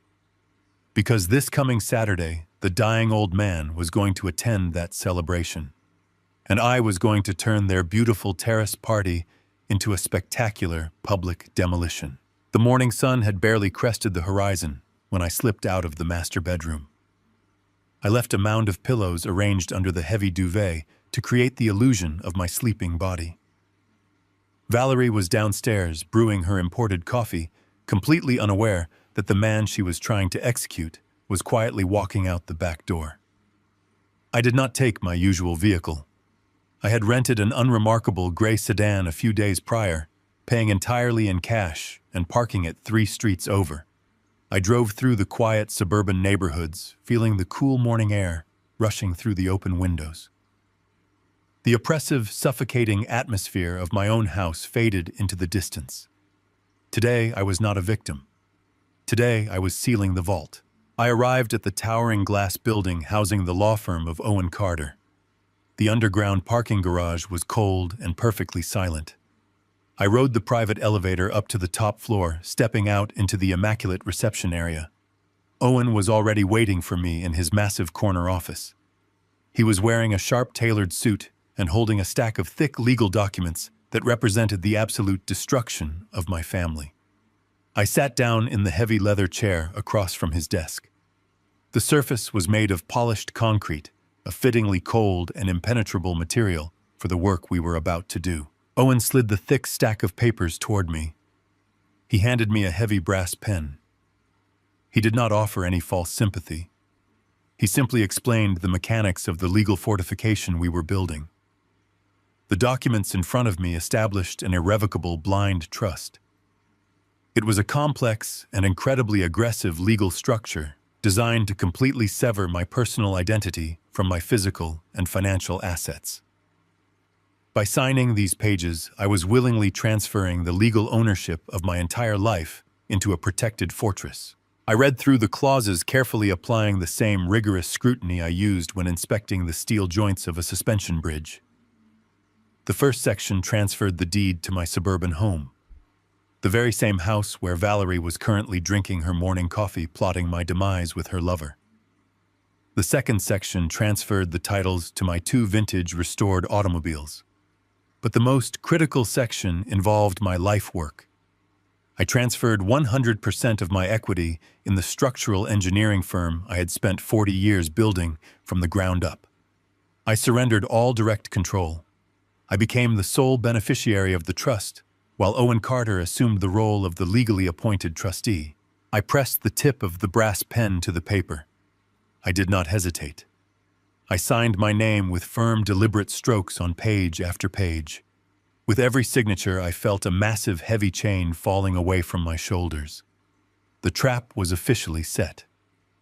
If my heart actually failed tomorrow, or if Valerie managed to slip a fatal dose of her poison into my food, she would inherit absolutely nothing. My wife and my traitorous son would be left staring at an impenetrable legal wall. The trust was legally immune to any power of attorney they tried to forge and completely shielded from the probate courts they hoped to manipulate. The assets were locked in a vault they could not even see, let alone break into. Owen collected the signed documents, verifying each page with clinical efficiency. He placed them into a thick leather portfolio. Then he turned his attention to his sleek computer monitor. It was time for the second phase of the operation. We had secured my remaining assets, but we still needed to neutralize the $450,000 they had already stolen. Owen opened a secure encrypted portal connected directly to the federal banking oversight authorities. He explained his strategy in a calm, low voice. We were not going to simply ask the bank to return the funds. That would trigger a lengthy corporate dispute. Instead, Owen was filing an emergency injunction, flagging the entire series of wire transfers as a coordinated act of federal wire fraud and elder financial exploitation. He attached the forged corporate documents from the shell company, along with the audio recordings I had captured. He submitted the injunction directly to the fraud division of the Central Banking Authority. I watched his fingers move rapidly across the keyboard. He hit a final button, and the screen confirmed the submission. Owen looked up at me and nodded. The digital strike had been executed. Within minutes, the automated security algorithms at the central bank would receive the federal fraud alert. The system would instantly and mercilessly lock every single account associated with the fraudulent corporate entity known as V&P Holdings. The $450,000 was now trapped in a frozen digital purgatory. Valerie and the arrogant cardiologist would not be able to withdraw a single penny. They would not be able to transfer the funds to an offshore account or use the money to pay down the massive debts my son had accumulated. The bank would refuse any transactions, blocking all access until a full federal investigation was completed. My money was out of their reach forever.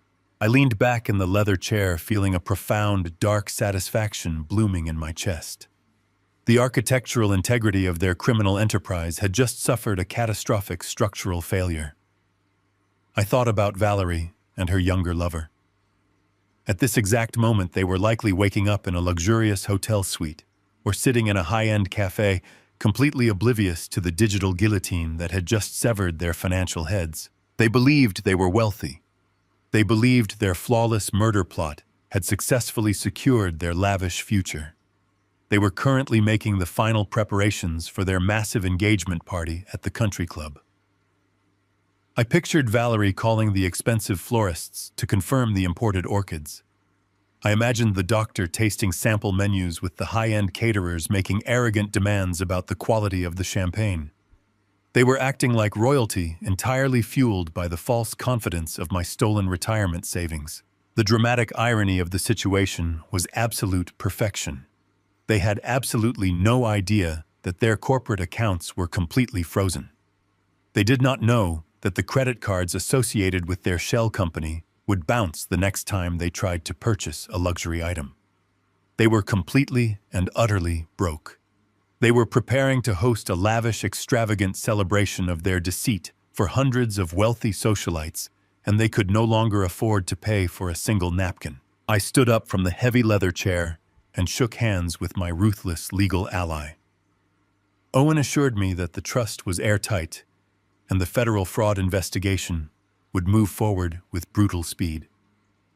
I walked out of the towering glass building and stepped back into the morning sun. I took a deep breath of the city air, feeling entirely reborn. I drove back to my suburban neighborhood, parked the rental car 3 streets over, and slipped silently back through my own back door. I climbed the stairs and returned to my dark master bedroom, sliding back under the heavy duvet. I slowed my breathing and closed my eyes, resuming my role as the dying, ignorant old man. I listened as Valerie finally came upstairs to check on me. She stood in the doorway for a long moment, listening to my slow, rhythmic breathing. I could sense her satisfaction. She truly believed her sinister plan was working flawlessly. She quietly closed the door, leaving me alone in the dark. Let them pick out their expensive flowers and polish their imported shoes. Let them smile and laugh and pretend they had won the ultimate prize. The quiet before the storm had officially arrived. They were happily walking out onto a fragile suspension bridge that I had already rigged to collapse. The foundation was gone, the support cables were cut, and the final structure was completely hollow. And this coming Saturday, I was going to gladly watch them fall into the abyss they created. I woke up the next morning with the sharp focus of a man preparing to detonate a condemned building. The financial trap was already locked in place. My wife and my son were completely severed from my assets. But financial ruin was simply not a sufficient punishment for attempted murder. I needed them to face the absolute crushing weight of the federal justice system. I left the house while Valerie was busy picking out floral arrangements in the living room for her upcoming engagement party. I drove my rental car to a brutalist concrete building in the center of the downtown district. Owen Carter was already waiting for me by the heavy glass security doors. Today, we were not filing lawsuits or hiding assets. Today, we were handing a cartel of domestic assassins over to the federal government. We passed through the metal detectors and took the elevator to the secure floor housing the regional field office of the Drug Enforcement Administration. Owen had used his extensive network of powerful legal contacts to secure an emergency joint meeting. Waiting for us in a sterile, windowless conference room were two senior federal agents and a lead investigator from the state medical board. They looked at me with the polite skepticism reserved for wealthy older men embroiled in bitter marital disputes. They assumed I was just another jealous husband looking to cause professional trouble for his wife's new lover. They had absolutely no idea they were about to review the blueprints of a flawless medical homicide. I took my seat at this long table. I did not waste time with emotional appeals or angry rants about my broken marriage. I opened my leather briefcase and laid out the physical evidence with the exact same methodical precision I used to present structural integrity reports. I placed the amber plastic bottle containing the original lethal pills directly in the center of the table. Next to it, I placed the official prescription pad slip signed by Dr. Gavin Pierce. Then I handed copies of the independent toxicological analysis to the medical board investigator. I watched the atmosphere in the room completely transform. The polite skepticism evaporated the very second the medical investigator read the chemical breakdown of the pills. The investigator pushed her reading glasses up her nose and looked at the federal agents with genuine horror in her eyes. She explained to the room that the medication prescribed was a strictly controlled synthetic stimulant. It was a chemical designed exclusively for emergency resuscitation in intensive care units. She stated clearly that prescribing this specific aggressive compound to a man recovering from a recent cardiac event was not medical malpractice. It was a deliberate, calculated death sentence. Dr. Pierce had bypassed the heavily monitored hospital pharmacy system and used his private clinic credentials to procure a highly restricted substance. He had weaponized his medical license to orchestrate an untraceable murder. The federal agents leaned forward entirely focused on the evidence, but the physical pills were only the murder weapon. I needed to prove intent.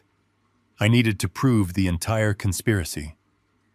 I pulled out my digital voice recorder and placed it next to the pill bottle. I pressed the play button. The cold, sterile walls of the federal conference room amplified the voices of my family. The agents listened in absolute silence as Valerie and Cameron casually discussed the exact timeline of my death. They heard my own son calculating the massive life insurance payout. They heard the arrogant laughter of the doctor, assuring my wife that the coroner would never ask questions about an old man with a weak heart. The lead agent reached out and paused the recording. His jaw was clenched tight. The case had instantly escalated from a complex medical malpractice complaint into a massive federal conspiracy involving wire fraud, attempted homicide, and the illegal distribution of severe controlled substances. The medical board investigator immediately reached for her phone. She stated that Dr. Pierce's medical license was suspended effectively immediately pending criminal prosecution. He would never wear a white coat or step foot inside a clinic ever again. His entire professional legacy was completely eradicated in a matter of seconds. Owen Carter took control of the conversation. He pointed out the most critical piece of intelligence we had gathered. He reminded the federal agents that Valerie and Dr. Pierce were actively planning a lavish destination wedding. They had booked expensive luxury villas in the Bahamas for the following week. The Bahamas is a foreign jurisdiction with complex extradition treaties. Owen made it perfectly clear that Dr. Pierce possessed the financial resources and the international connections to vanish the moment he realized his medical license was under investigation. He was an extreme flight risk. If they delayed the arrest, the doctor and my wife would simply board a plane and disappear into the Caribbean, leaving my son to face the legal consequences entirely alone. The federal agents completely agreed. They could not afford to let a doctor who weaponized controlled substances slip through their fingers and cross international borders. They needed to execute the federal arrest warrants immediately to ensure the conspirators were taken into custody simultaneously. They began discussing a coordinated raid on the doctor's private clinic for the following Monday morning. I raised my hand and stopped them. I told them Monday was entirely too late.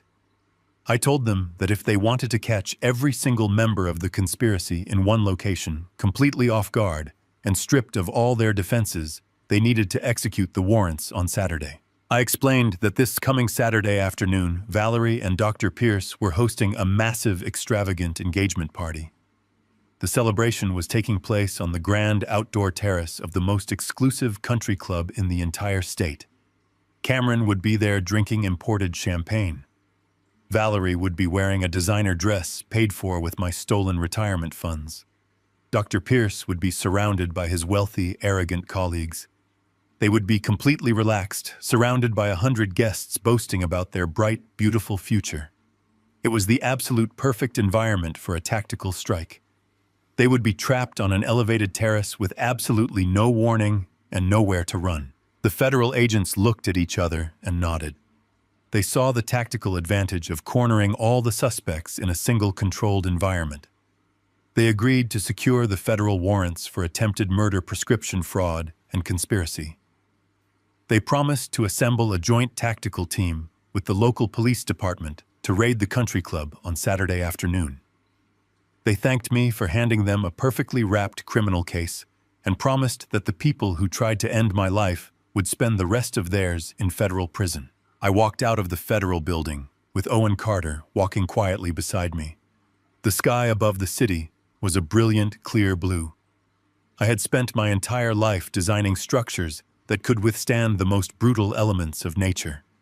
I built foundations meant to last for centuries.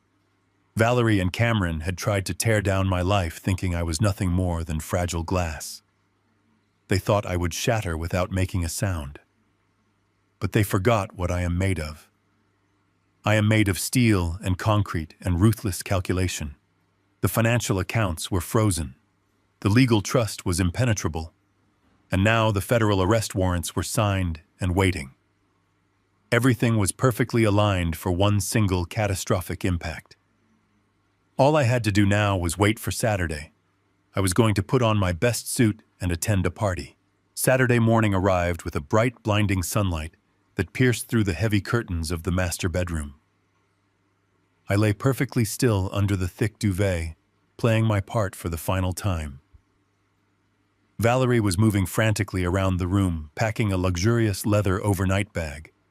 She was humming a soft melody, completely intoxicated by her own perceived brilliance. She had spent the last 2 hours preparing for what she told me was a much-needed women's wellness retreat. She claimed the immense stress of caring for a dying husband had taken a severe toll on her physical and mental health. She told me she desperately needed a weekend of spa treatments, deep tissue massages, and silent meditation to recharge her exhausted spirit.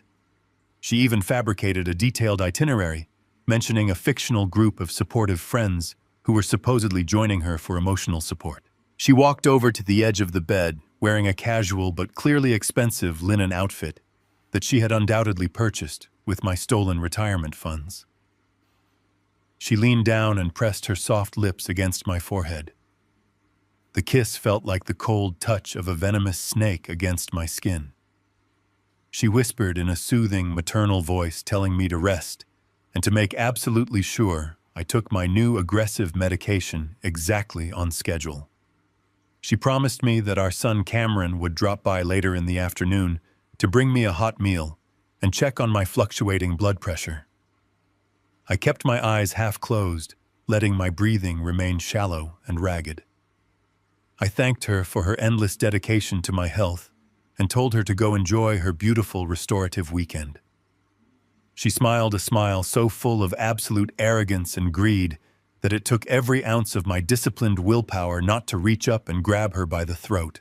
She picked up her heavy leather bag, turned her back to me, and walked out of the room without a single backward glance. I listened to the rhythmic clicking of her designer heels descending the wooden staircase. I heard the heavy front door open and close with a solid thud. I waited exactly 3 minutes until I heard the powerful engine of her pristine white sedan roar to life and reverse out of the concrete driveway. The moment the sound of her tires faded down the quiet suburban street, the suffocating atmosphere of the house completely evaporated. The sick, dying old man vanished into the morning air. I threw off the heavy duvet and stood up. I did not shuffle my feet. I did not hunch my shoulders to protect a weak heart. I stood at my full height, feeling the raw strength in my legs and the steady, reliable beating of my pulse. I walked over to the corner of the room where I had kept the thick, ugly wooden walking cane for the past week. I picked it up, feeling the cheap rubber grip under my palm.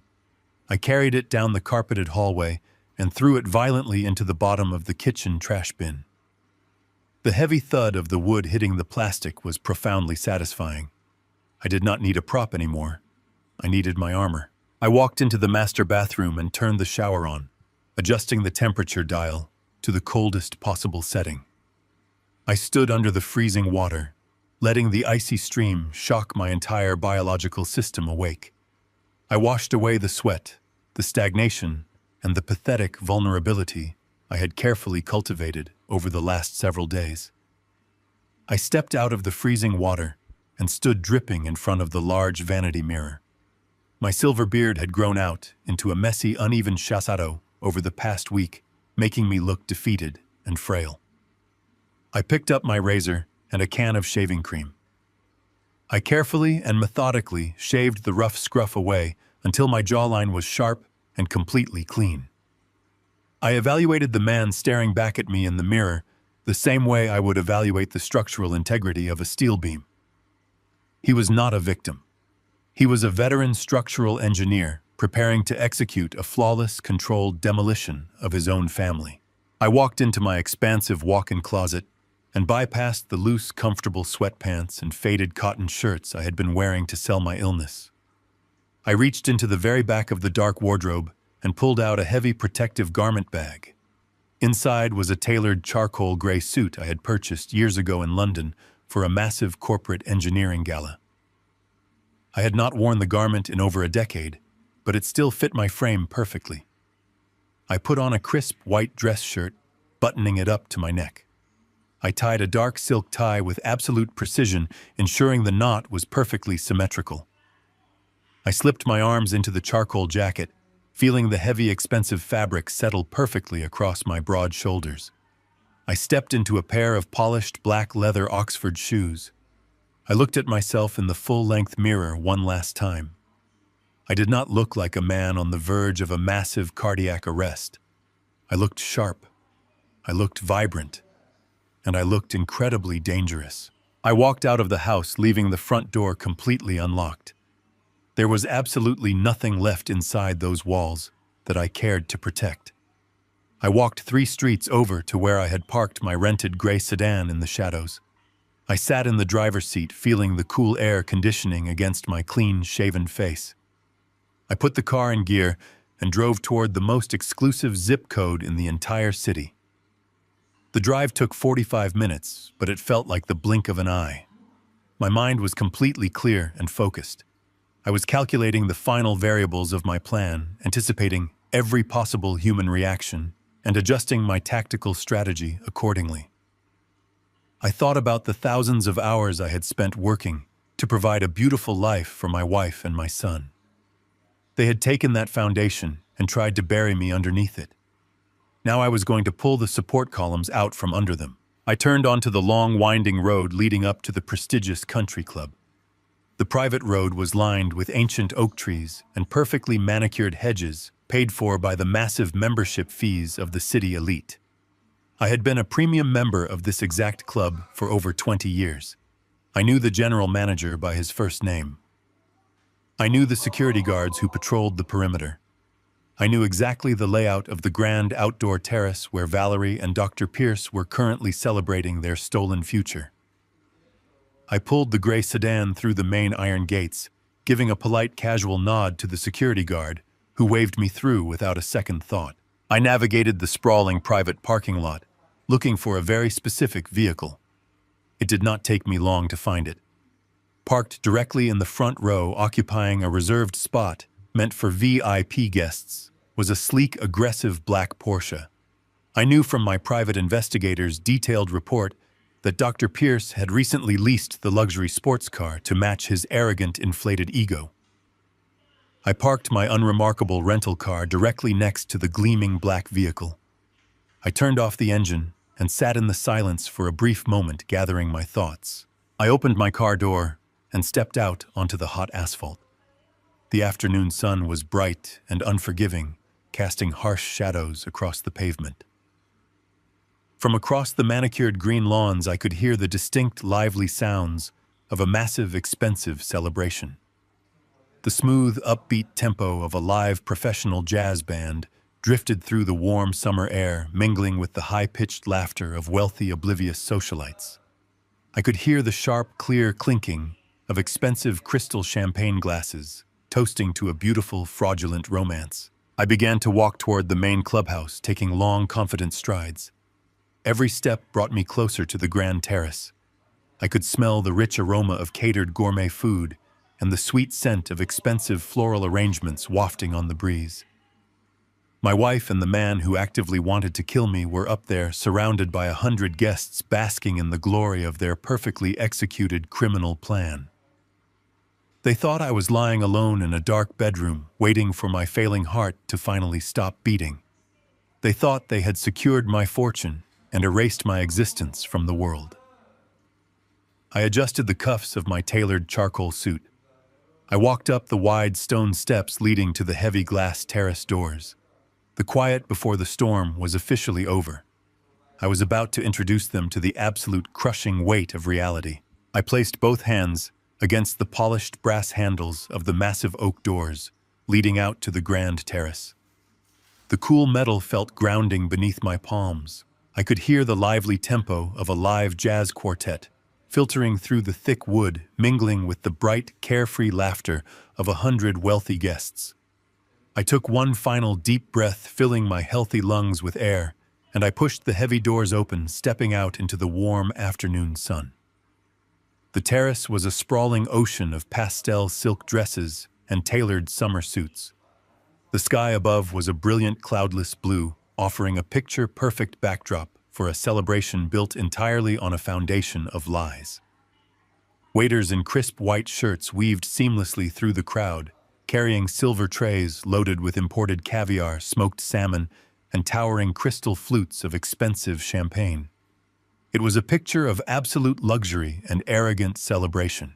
I stood at the edge of the patio, letting my eyes scan the crowd with the cold, precise focus of a predator surveying a closed trap. I saw Dr. Gavin Pierce standing near the outdoor marble bar, holding court with a group of older men who looked like senior hospital administrators and wealthy investors. He was wearing a light gray designer suit, looking perfectly tanned and ridiculously pleased with himself. He was laughing loudly at some joke, raising his glass in a toast to his own perceived brilliance and undeniable charm. He looked like a man who believed he had outsmarted the entire world. A few yards away, near a towering floral arrangement of imported white orchids, stood my son Cameron and his wife Natalie. They were clinking their glasses together, completely relaxed, bathing in the glow of the stolen money that was currently funding this extravagant afternoon. Natalie was admiring a massive diamond ring on her finger, likely purchased with the funds drained from my retirement accounts. And then I saw her. Valerie was standing in the direct center of the terrace, surrounded by a tight circle of her closest friends. She was wearing a stunning, plunging, brilliant red dress. It was the exact same dress from the photograph I had seen sitting on the doctor's desk. The dress she had worn on that luxury yacht while laughing behind my back. She looked radiant and youthful, completely unburdened by the fact that she believed I was currently lying in a dark room waiting for my heart to stop beating. I began to walk forward. I did not shuffle my feet. I did not lean forward or clutch my chest in simulated agony. I walked with the heavy, measured, deliberate strides of a man who has spent 40 years walking across high-altitude steel beams and inspecting massive concrete foundations. Every step was planted with absolute, undeniable authority, projecting a physical power that commanded the space around me. I moved directly into the center of the crowded terrace, weaving past oblivious socialites who were too busy gossiping about country club politics to notice the storm gathering right beside them. Cameron was the very first person to see me. He was in the middle of taking a long sip from his champagne flute, throwing his head back in a carefree, arrogant laugh. As his eyes drifted casually across the patio, his gaze locked directly onto my face. The physical transformation was instantaneous, and incredibly beautiful to witness. The healthy color completely drained from his cheeks, turning his skin a sickly pale gray. The smug, arrogant laugh died instantly in his throat, choking him into silence. His brain could simply not process the mathematical impossibility of my presence. His fingers simply stopped working. The expensive crystal flute slipped from his numb hands and fell toward the stone patio. The glass hit the hard ground, shattering into 100 jagged pieces with a sharp, violent crack that echoed across the terrace. The sharp, sudden sound of the breaking glass severed the casual, comfortable atmosphere of the party. Natalie turned to look at her husband with deep annoyance to see what he had dropped, and then she followed his terrified, frozen gaze directly to me.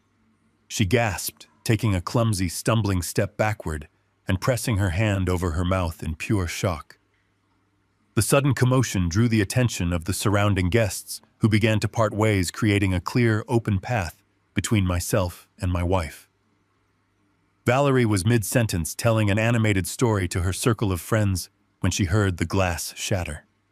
She spun around, a look of mild irritation on her face, ready to scold a clumsy waiter for ruining her perfect afternoon. But the irritation vanished the exact second her eyes met mine. The radiant, triumphant bride-to-be was suddenly staring at a ghost who refused to die. Her mouth opened slightly, but absolutely no sound came out.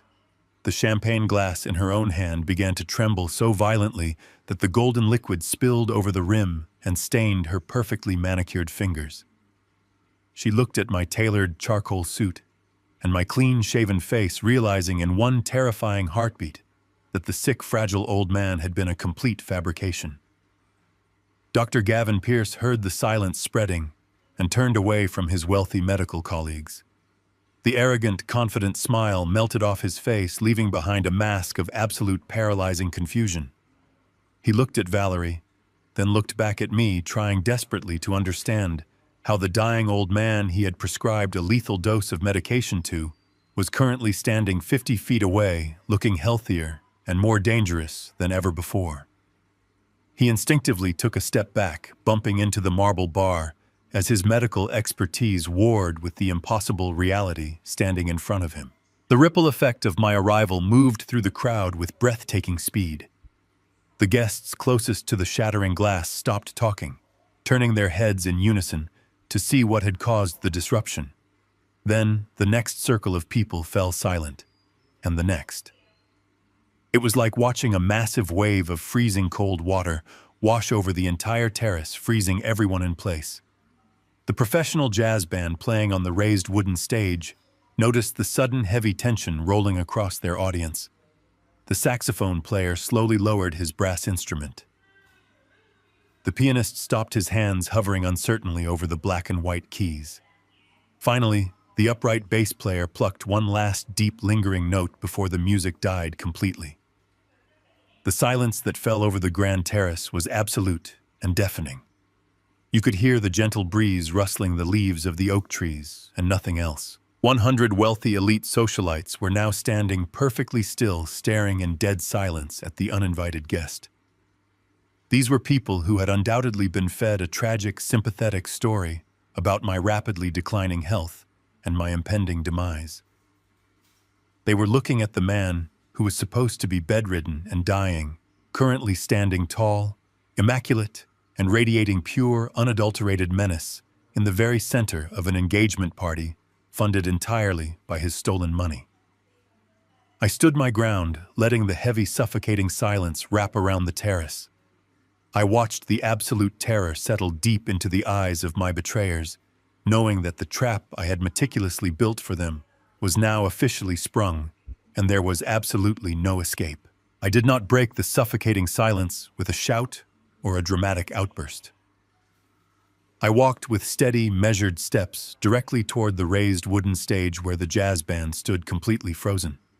The musicians parted like water, allowing me to step up onto the low platform. I reached out and took the heavy silver microphone from its metallic stand. The brief, sharp screech of audio feedback echoed across the terrace, making several guests flinch and cover their ears. I wrapped my hand around the microphone, looking out over the sea of pale, terrified faces. I locked my eyes directly onto Dr. Gavin Pierce, who was still pressed defensively against the marble bar. I spoke into the microphone, allowing my voice to project with a smooth, resonant calm that contrasted entirely with the absolute chaos I was about to unleash. I welcomed everyone to the engagement celebration. I told the crowd that I wanted to personally thank Dr. Pierce and my beautiful wife, Valerie, for hosting such an incredibly lavish afternoon. I swept my free hand toward the towering white orchids and the waiters holding trays of expensive caviar. I told the 100 wealthy socialites that it was a truly spectacular event and that I was uniquely qualified to appreciate its grandeur, because my son Cameron and Dr. Pierce had used exactly $450,000 stolen directly from my private retirement fund to pay for every single drop of champagne they were currently drinking. A collective gasp rippled through the affluent crowd. The older hospital administrators and wealthy investors standing near the doctor stepped away from him as if he had suddenly caught a highly contagious disease. Cameron buried his face in his hands near the floral arrangements, physically folding under the weight of the public exposure. Natalie stared at him with a wide, horrific realization that her luxurious lifestyle was a catastrophic fraud. I did not give them a single second to recover. I reached into the breast pocket of my tailored charcoal suit and pulled out the amber plastic prescription bottle. I held it up high in the afternoon sun, making sure the medical professionals in the audience could clearly see the pharmacy label. I addressed the colleagues of the doctor, directly speaking with the clinical precision of a forensic auditor. I explained that 6 months ago I had suffered a mild heart attack. I told them that Dr. Pierce, acting as my primary cardiologist, had aggressively prescribed this specific medication to supposedly manage my blood pressure. I read the chemical name of the extreme-grade stimulant aloud, letting the complex medical terminology echo across the silent terrace. I watched the faces of the senior hospital administrators drain of all color. They recognized the drug instantly. They knew exactly what it was designed to do. I continued speaking into the microphone, my voice echoing like a final judicial sentence. I explained that I had taken the prescription to an independent laboratory for a comprehensive toxicological analysis. I told the crowd of medical experts that the lab results confirmed taking that massive synthetic stimulant with my specific recovering cardiac profile would have violently accelerated my heart rate until my chest literally tore itself apart from the inside. I told them it would have caused a massive fatal myocardial infarction within 48 hours. I lowered the bottle and looked directly into the terrified eyes of the man who had tried to execute me. I stated clearly and loudly that this was not a tragic medical mistake or an accidental pharmaceutical oversight. It was a highly calculated, flawlessly premeditated assassination attempt designed to trigger a massive life insurance payout before the wedding. The terrace erupted into a chaotic symphony of shocked murmurs and terrified whispers. Guests began setting their crystal champagne flutes down on the nearest tables, suddenly disgusted by the stolen luxury they were consuming. Valerie finally snapped out of her paralyzed state.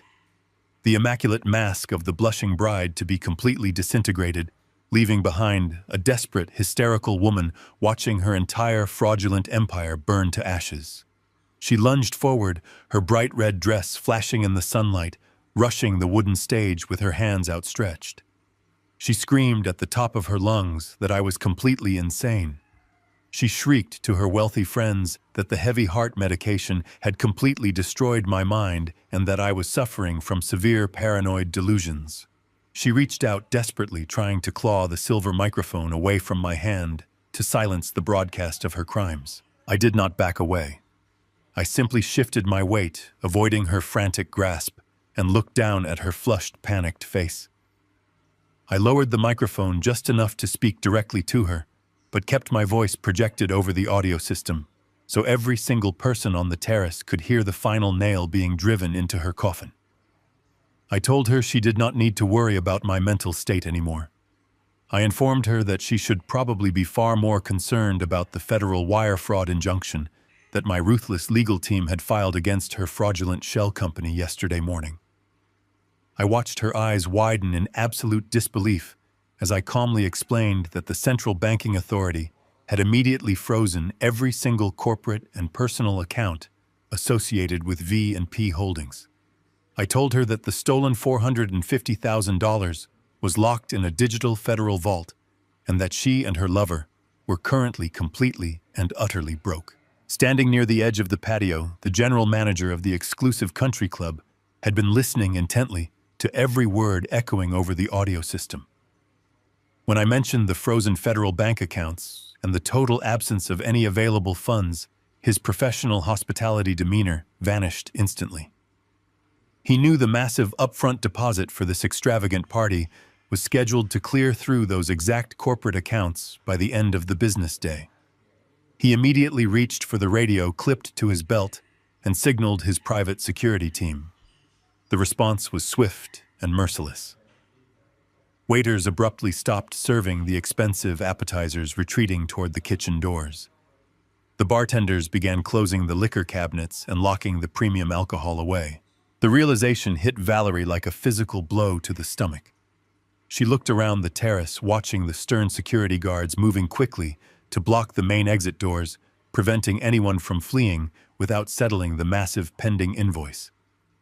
She had invited 100 of the most powerful people in the city to witness her absolute social and financial annihilation.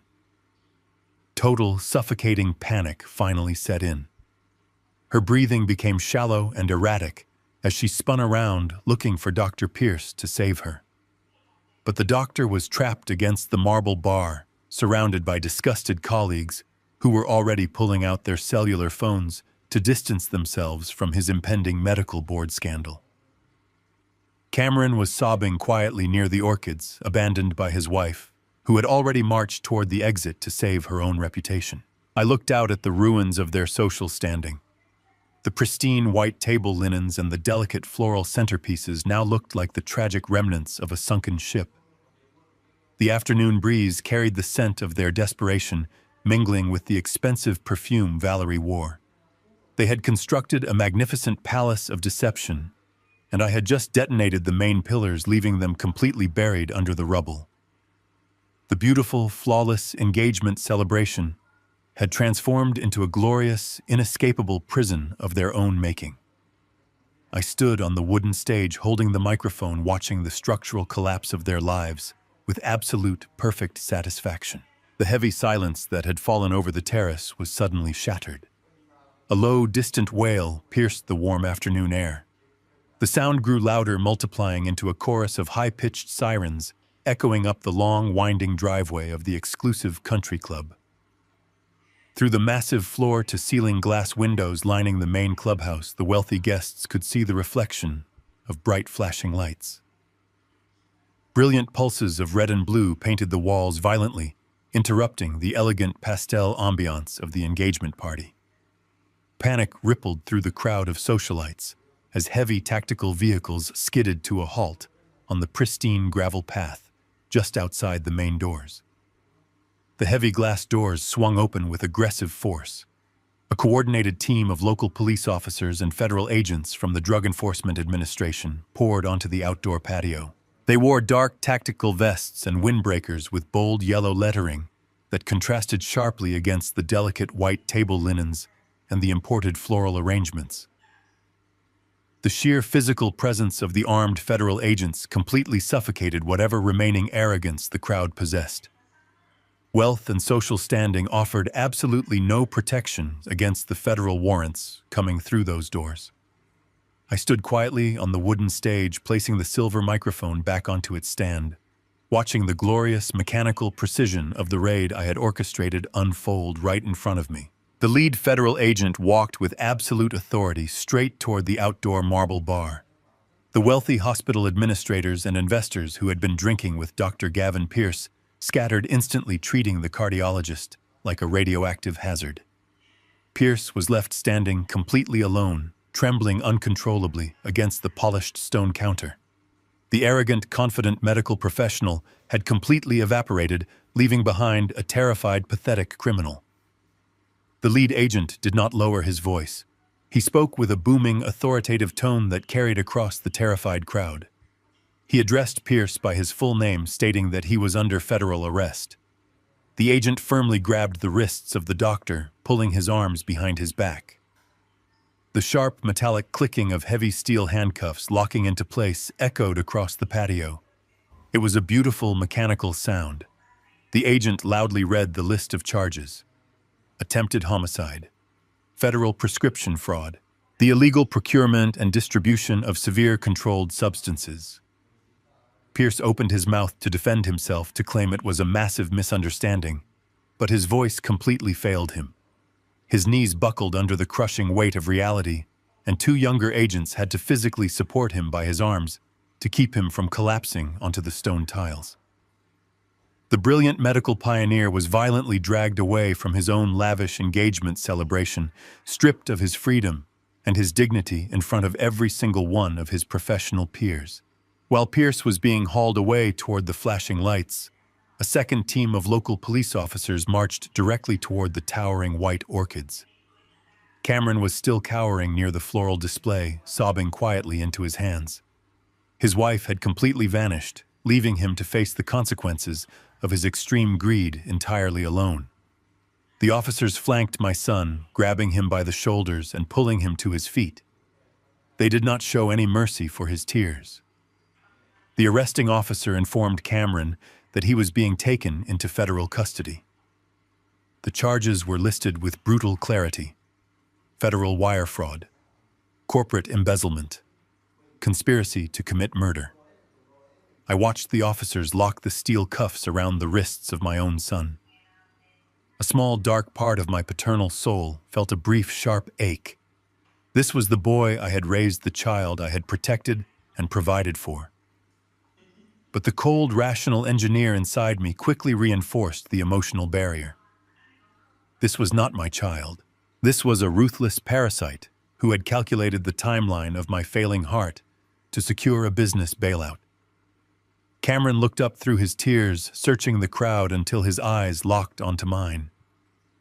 He silently begged me to intervene, to use my authority to stop the police. I did not blink. I did not look away.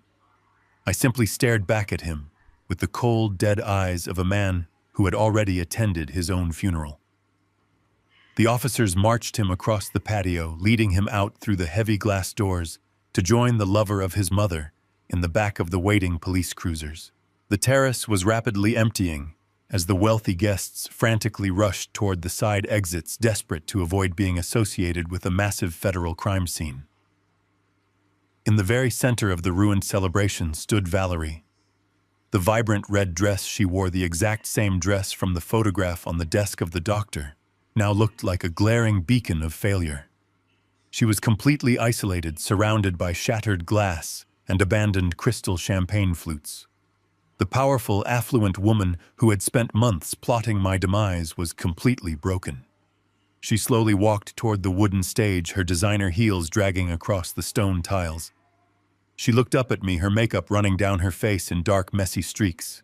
Her eyes were wide and frantic, filled with a desperate, manipulative panic. She reached her trembling hands toward me, weeping loudly. She begged me to listen to her.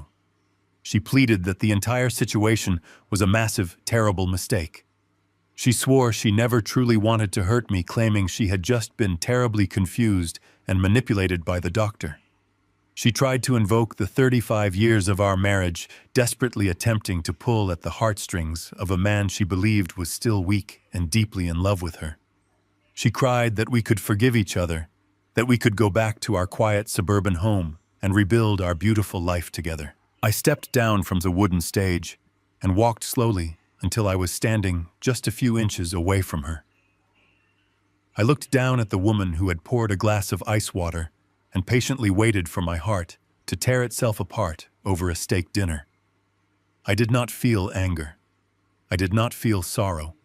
I felt absolutely nothing but the cool, calm satisfaction of a perfectly executed structural demolition. I reached into the inside pocket of my tailored charcoal suit. I did not pull out a handkerchief to dry her fake tears. I pulled out a thick, folded legal document printed on heavy certified parchment. I held the document out toward her. Her trembling fingers took the paper instinctively. I spoke in a low, steady voice, ensuring she heard every single syllable clearly over the distant wailing of the police sirens. I told her that she could never go back to our quiet suburban home. I explained that the document she was holding was an official 30-day eviction notice issued directly by the legal trustee of my irrevocable blind trust. I told her that the house, the cars, and every single liquid asset I possessed were legally locked inside an impenetrable vault that she would never be able to access. I watched her eyes scan the harsh legal text, reading the absolute, undeniable proof of her total financial ruin. I leaned in closer, ensuring my final words to her would echo in her mind for the rest of her miserable life. I told her that her corporate bank accounts were frozen by the federal government. I told her she had absolutely no money to her name. I told her she had no home to return to tonight. I told her the arrogant younger man she was supposed to marry was currently sitting in the back of a police cruiser facing decades in a federal penitentiary. I told her that her only son was in handcuffs, heading to a concrete cell for wire fraud. I told her that her grand, beautiful life was completely over, and she had absolutely no one to blame but herself. Valerie stood frozen, clutching the eviction notice against her chest. The reality of her absolute destitution crashed down on her, extinguishing the final spark of her manipulative hope. She opened her mouth to speak, to beg for a fraction of mercy, but she was entirely paralyzed by the sheer magnitude of her defeat. I did not wait for her to find her voice. I turned my back on the woman in the red dress. I walked smoothly across the stone patio, passing the abandoned tables and the fading, flashing lights of the police cruisers. I pushed open the heavy glass doors and walked out into the warm summer afternoon, leaving the ruins of my old life completely behind me. 6 months have passed since the flashing red and blue lights illuminated the pristine grounds of the country club. The dust from the catastrophic collapse of my family has finally settled. The legal and financial demolition I engineered was absolute, leaving no stone standing. In the quiet aftermath, I watched the justice system meticulously sweep away the debris of their arrogant conspiracy. Dr. Gavin Pierce was the very first to break. The brilliant, arrogant cardiologist who believed he could weaponize his prescription pad to commit the perfect murder completely crumbled under the crushing weight of federal prosecution.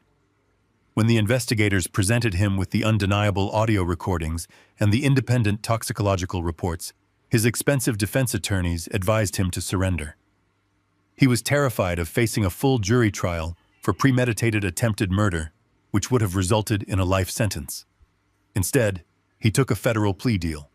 He surrendered his medical license permanently and accepted a sentence of 15 years in a federal penitentiary. The man who wore tailored suits and leased luxury sports cars now wears a standard-issue jumpsuit, navigating the brutal reality of a concrete cell block. His career, his wealth, and his freedom were entirely erased. The fate of my son Cameron offered a different kind of closure. The federal prosecutors did not show him an ounce of mercy for his role in the corporate embezzlement and wire fraud. He was sentenced to 3 years in federal prison. When the judge handed down the sentence, I sat in the back of the courtroom and felt absolutely nothing. The paternal bond had been permanently severed the morning I stood in his hallway and listened to him calculate the profit margin on my death. His wife Natalie reacted exactly as my forensic attorney had predicted. The moment the steel handcuffs clicked around Cameron's wrists, her loyalty completely vanished. She filed for divorce before he even survived his first week behind bars. She severed all ties, distancing herself from the scandal and leaving him to face his financial ruin and his incarceration entirely alone. He traded his father for a business bailout and ended up losing his company, his wife, and his freedom. But the steepest and most poetic descent belonged to Valerie. The woman who had worn a brilliant red dress and laughed on a luxury yacht was completely stripped of her magnificent illusions. The irrevocable blind trust functioned exactly as designed.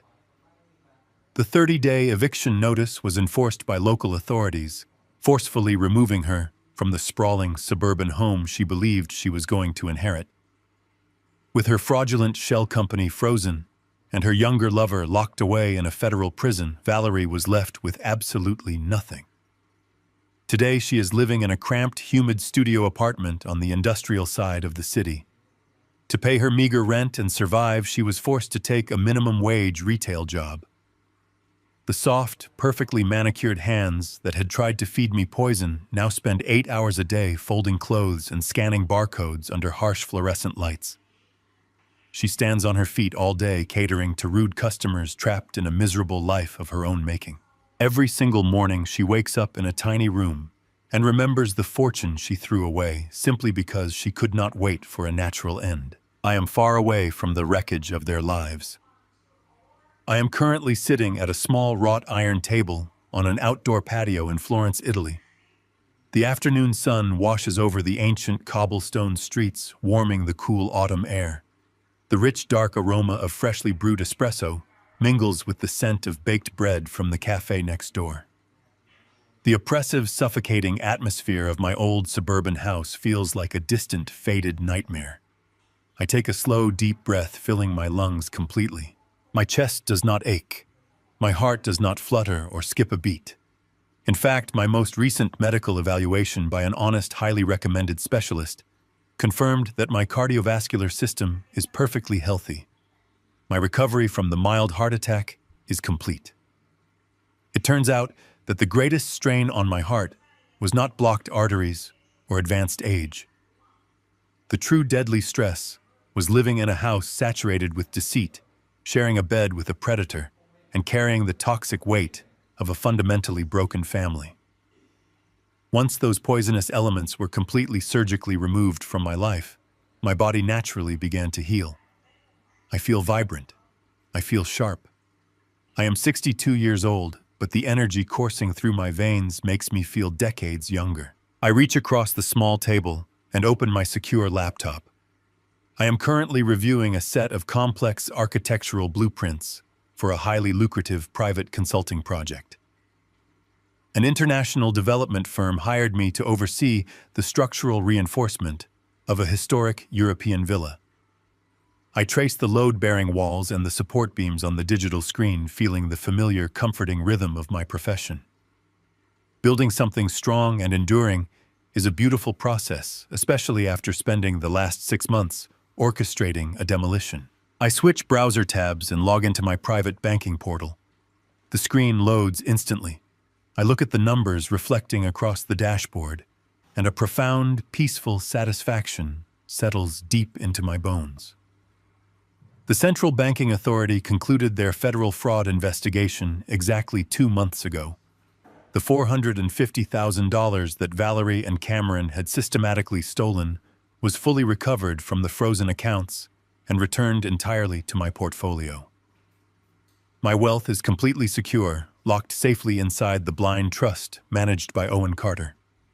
My legacy is protected, and my future is funded entirely by the fruits of my own labor. I close the laptop and lean back in my chair, listening to the distant chiming of a church bell echoing across the Italian city. I watch the people walking through the vibrant plaza, tourists and locals sharing laughter and conversation. I think about the terrifying journey of the last 6 months. Society conditions us to believe that as we grow older, our greatest vulnerabilities are biological. We are taught to fear high cholesterol, failing joints, and the inevitable physical decline of aging. We spend thousands of dollars on vitamins, gym memberships, and medical consultations, trying to protect ourselves from the invisible enemies inside our own bodies. But the absolute chilling truth that I discovered in a sterile cardiology clinic is completely different. The greatest and most lethal threat to a man's life is not always an abnormal heart rate or a sudden spike in blood pressure. Sometimes the most dangerous element in your universe is the person pouring your water, smiling warmly at you across the dining room table and asking how your day went.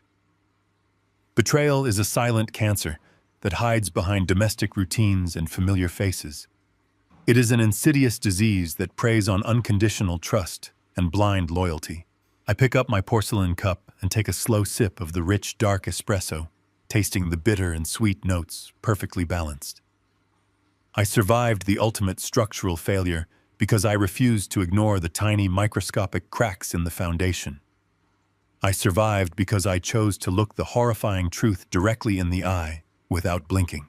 I realized that the best medicine in the world is not a chalky white pill handed to you by an arrogant doctor. It is not an herbal supplement or an expensive pharmaceutical compound.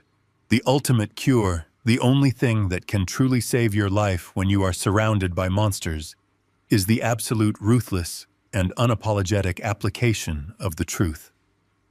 I set my cup down on the table, enjoying the perfect, beautiful silence of my brand new life. The ultimate lesson drawn from this harrowing experience is that blind trust, even when given to our closest family members, can be our most fatal vulnerability. We are conditioned to believe that blood ties inherently guarantee loyalty and protection, but true family is defined by mutual respect and honest actions, not merely by a shared last name. When we ignore the subtle red flags of greed and manipulation, for the sake of domestic peace, we inadvertently arm our own executioners. Survival requires the courage to view our loved ones through a lens of objective truth, recognizing that establishing ruthless boundaries is a necessary act of self-preservation. If you found strength in this story of survival and justice, hit the like button, subscribe to the channel, and share in the comments how you have established healthy boundaries in your own life.